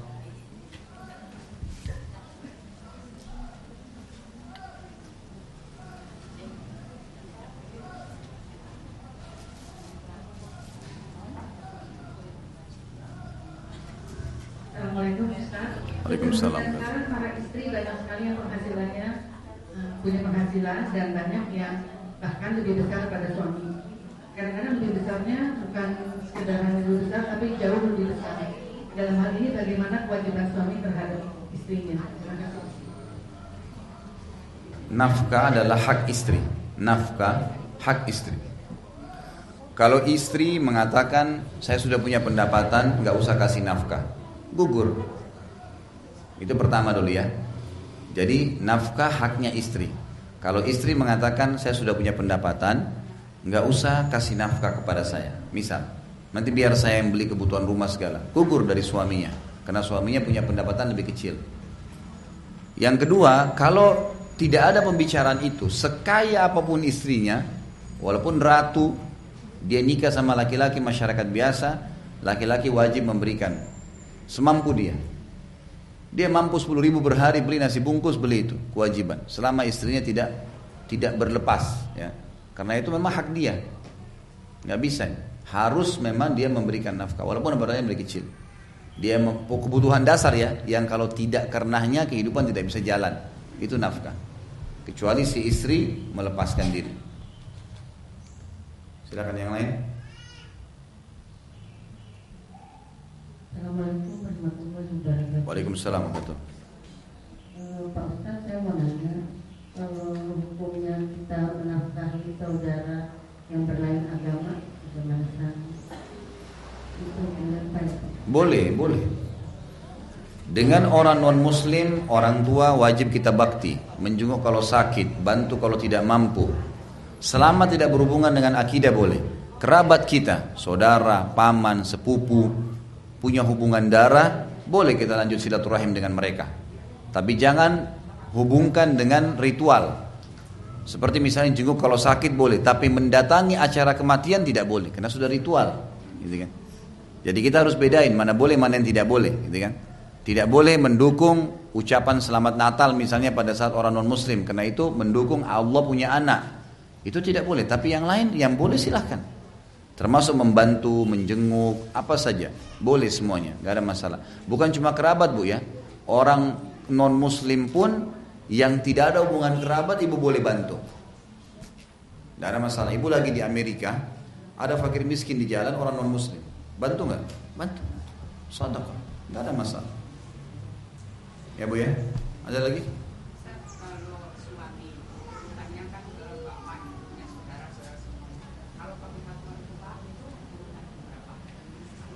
Mertua itu jadi mertua, dia berbakti, dia berbuat baik karena orang tua istrinya atau orang tua suaminya.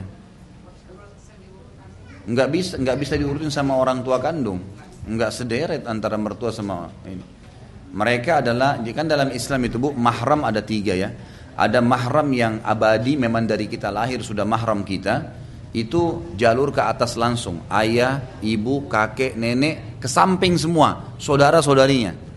Kemudian saudara kandung kita, saudara ini juga ada, saudara si ibu seayah, saudara seayah, saudara si ibu, dan saudara sesusuan yang kita sudah bahas yang lalu.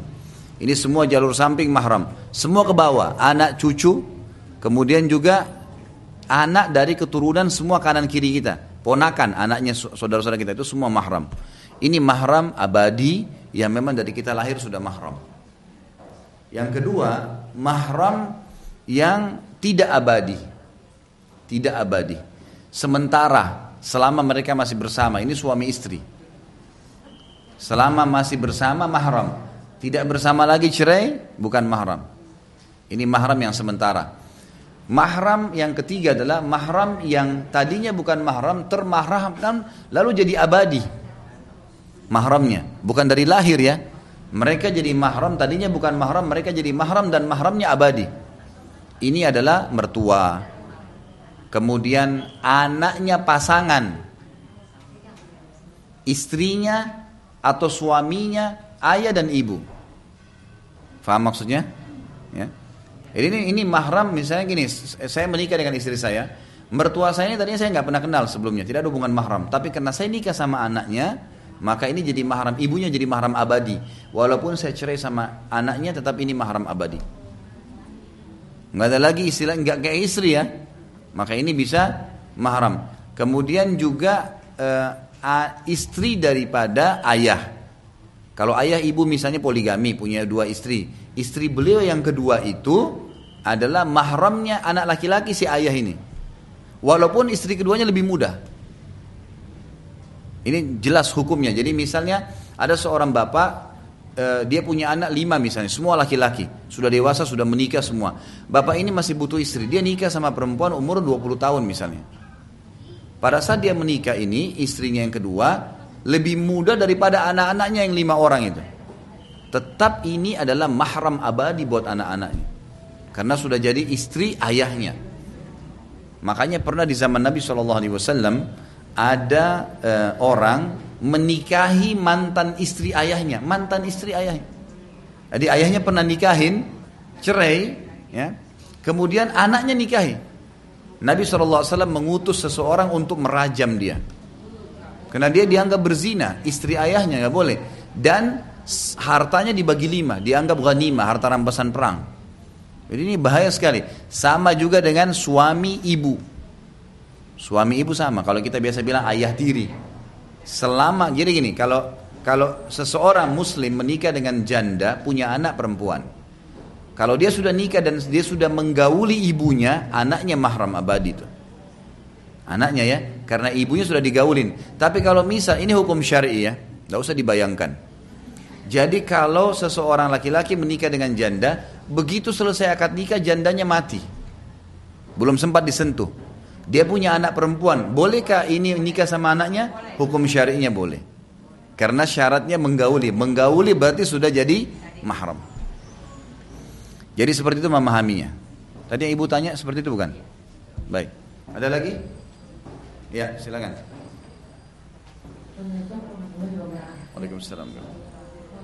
Yang mau saya tanyakan, Ustaz, kalau misalnya dua-duanya suami dan istri itu berpenghasilan, itu hukumnya bagaimana untuk memberi masing-masing orang tua, jadi yang orang tua laki dan yang perempuan, seperti apa? Kalau hasil si istri bukan dari suami ya, bukan tadi kayak misalnya ibu tadi dikasih modal sama suaminya, atau ada kelebihan uang nafkah bulanan disimpan. Memang murni ibu ini sebelum menikah sudah punya usaha, atau sementara menikah ada modal dari orang tuanya, dia pakai modal, tidak ada hubungan sama suaminya, maka dapatlah keuntungan.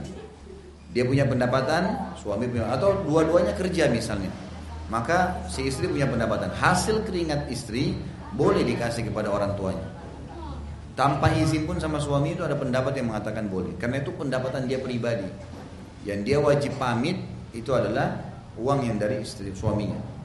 Karena sedekah itu kan lebih afdal disembunyikan, gitu kan. Maka itu tidak ada masalah kalau dia keluarkan. Sama halnya suami tidak punya hak untuk mencari tahu di rekening istrinya ada berapa uang. Itu bukan urusannya dia. Kecuali kalau dari uang dari dia ya, itu lain. Tetapi hal-hal yang sifatnya pengontrolan, pengawasan, ya itu perlu tanggung jawab suami. Misal ibu lagi buka usaha apa, adabnya ibu sampaikan, saya mau buka usaha ini dan jangan sampai terbengkalai kewajiban dasarnya. Kalau suami ridhoi, izinkan, insya Allah jalan tuh. Selebihnya adalah pendapatan buat ibu. Kalau yang sekarang jawabannya ada kecenderungan bahwa anak harus kasih ke orang tua, hukum Islamnya sendiri itu bagaimana ya? Maksudnya misalnya dari suami apakah harus memberi ke mertua, atau misalnya suami sudah memberi ke orang tua kandungnya tapi orang tuanya masih merasa tidak cukup, itu hukumnya bagaimana? Nah, kalau suami kewajibannya pada orang tuanya. Tidak ada dalam hukum syar'i suami harus memberikan mertua, itu tidak ada dalam agama ya. Kalau dia mau kasih ya itu berarti hukumnya sunnah bagi dia. Jadi nggak boleh mertua nuntut anak mantunya, karena yang wajib anaknya dia dibiayai, istrinya. Tapi mertuanya tidak ada hubungannya sama sekali. Ada bahkan kadang-kadang mertua yang tidak bertakwa kepada Allah, dia berikan syarat, gitu kan? Harus diserahkan uang sekian oleh anak mantunya. Ini nggak boleh ini. Dari mana haknya ini? Ini seperti pajak, seperti perampokan. Gitu. Ini nggak boleh sama sekali. Ya, silakan, sini di depan tadi. Sebentar. Assalamualaikum warahmatullahi wabarakatuh. Apabila seorang perempuan meminta cerai dengan alasan sudah tidak cocok, terus mempunyai anak, nah anaknya itu dibawa sama perempuan ibunya, apakah mantan suaminya itu wajib menafkahi anak, dan kalau memang wajib sampai umur berapa? Wajib, tetap wajib. suami istri cerai, si mantan suami tetap tidak ada mantan ayah, harus menafkahi anaknya tetap, ya. Dan itu sesuai dengan kebutuhan, dia bisa bijaksana menilai kebutuhan anaknya, SPP sekolahnya dia harus tahu sekolah di mana, berapa biayanya, gitu kan. Makanya di sini beberapa ibu-ibu sekalian perlu digarisbawahi, kalaupun cerai jangan bawa permasalahan suami istri kepada anak-anak, kesian anak-anak jadi korban, tidak ada hubungannya. Makanya Allah mengatakan, ya, dalam Al-Quran tentang masalah perceraian suami istri ini, ya, dan musyawarahkanlah di antara kalian dengan cara yang baik. Harusnya bisa begitu. Khusus masalah anak nggak boleh putus kontak nih, harus bisa, gitu kan. Kalau seorang wanita pun nikah sama suami baru sampaikan, maaf saya punya anak dari suami saya yang pertama, 2, dia akan bisa dalam agama untuk berhubungan dengan anak-anaknya. Dan kalau dia menanyakan anak kepada saya akan jawab sebatas memang dibutuhkan. Itu boleh, gitu kan. Tapi tidak boleh ada pelanggaran-pelanggaran agama. Jadi wajib. Nah, tinggal anak laki-laki kewajiban nafkah dari orang tua sampai balik saja. Anak perempuan sampai menikah. Nah, laki-laki kalau sudah balik itu sudah sunnah hukumnya bagi orang tua, tapi wajib sebelum itu. Kalau anak perempuan sampai dia menikah. Kalau sudah menikah pindah ke suaminya. Mana lagi? Penutup ada di depan, tadi minta satu, saya sudah iyakan, Bu.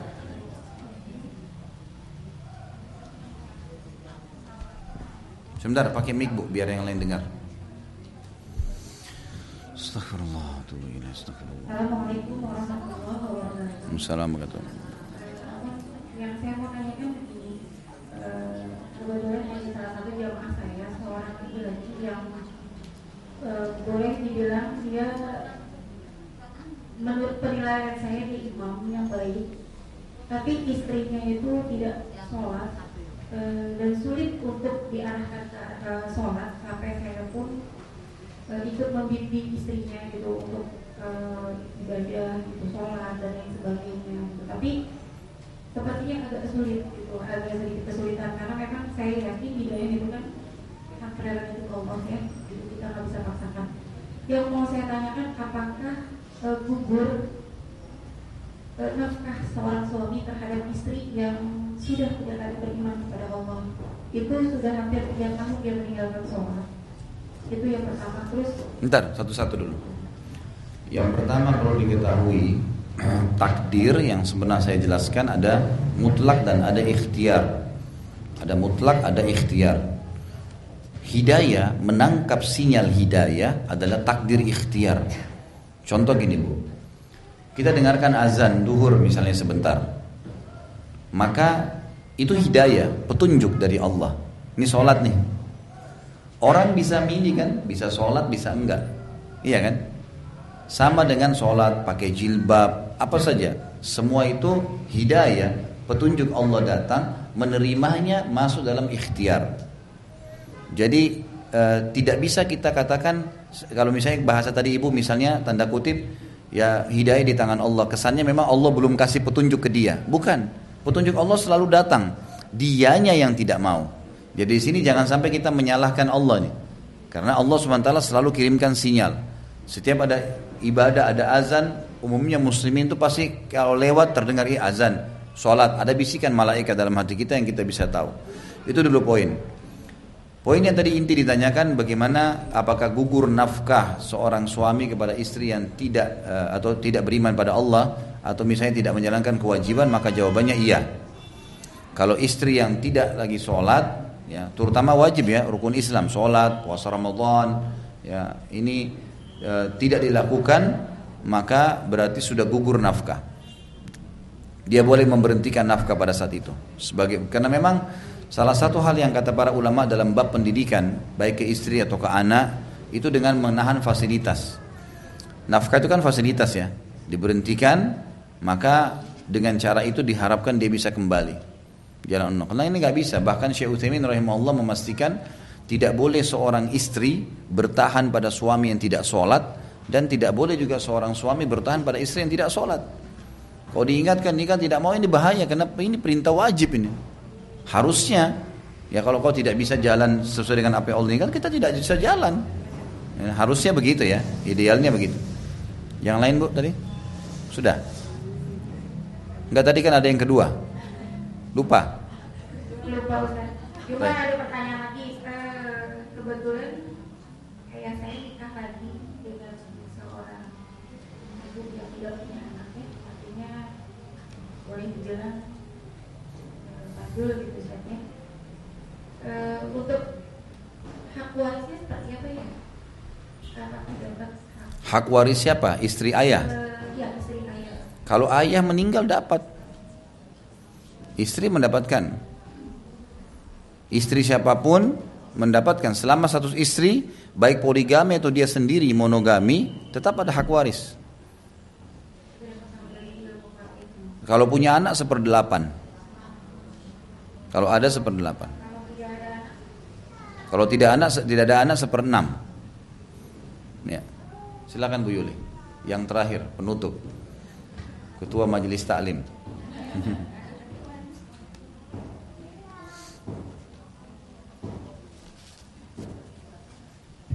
Di luar tema, kalau orang tua yang udah meninggal, itu kita mau sedekah itu diniatinnya sedekah untuk orang tua. Iya. Iya. Jadi kalau kita mau sedekah buat orang meninggal, niatkan dalam hati buat dia, tapi tidak ada lafaz khusus. Buat orang tua, buat siapa saja, dan itu tidak perlu orang tahu. Antara kita dengan Allah Subhanahu wa taala. Kita keluarkan 100.000 di masjid nih, ada kotak amal. Niat 50 buat orang tua, 50 buat kita. Gitu aja. Atau kasih tangan fakir miskin, niatkan seperti itu. Allahu a'lam. Baik, sampai sini dulu ibu-ibu sekalian bahasan kita. Semoga saja bermanfaat apa yang kita bahas pada hari ini, dan semoga menjadi tambahan amal di timbangan amal kita hari kiamat. Semoga semua yang sakit disembuhkan penyakitnya, yang terlilit utang dilunasi utangnya, dan juga yang belum dapat hidayah dimudahkan dapat hidayah, yang sudah dapat hidayah dimudahkan mengamalkan. Dan kita tidak pernah berhenti mendoakan saudara kita di Palestina, di Syria, di Yaman, di Irak, di Myanmar, dimanapun mereka berada yang sedang tertindas. Semoga Allah ikhlaskan niat mereka, kokohkan telapak kaki mereka, terima para syuhada mereka, dan Allah muliakan Islam di tangan mereka dan tangan kita. Dan semoga Allah partisipasikan kita bersama mereka di pahala, baik dengan doa, dengan hati, juga dengan jiwa kita. Dan semoga Allah menyatukan kita semua di surga firdausnya tanpa hisab, di mana Ia satukan kita di majlis ilmu yang mulia ini. Mungkin begitu dulu. Subhanakallahumma wabihamdika, asyhadu an la ilaha illallah, astaghfirullah wa atubu ilaik. Wassalamualaikum warahmatullahi wabarakatuh.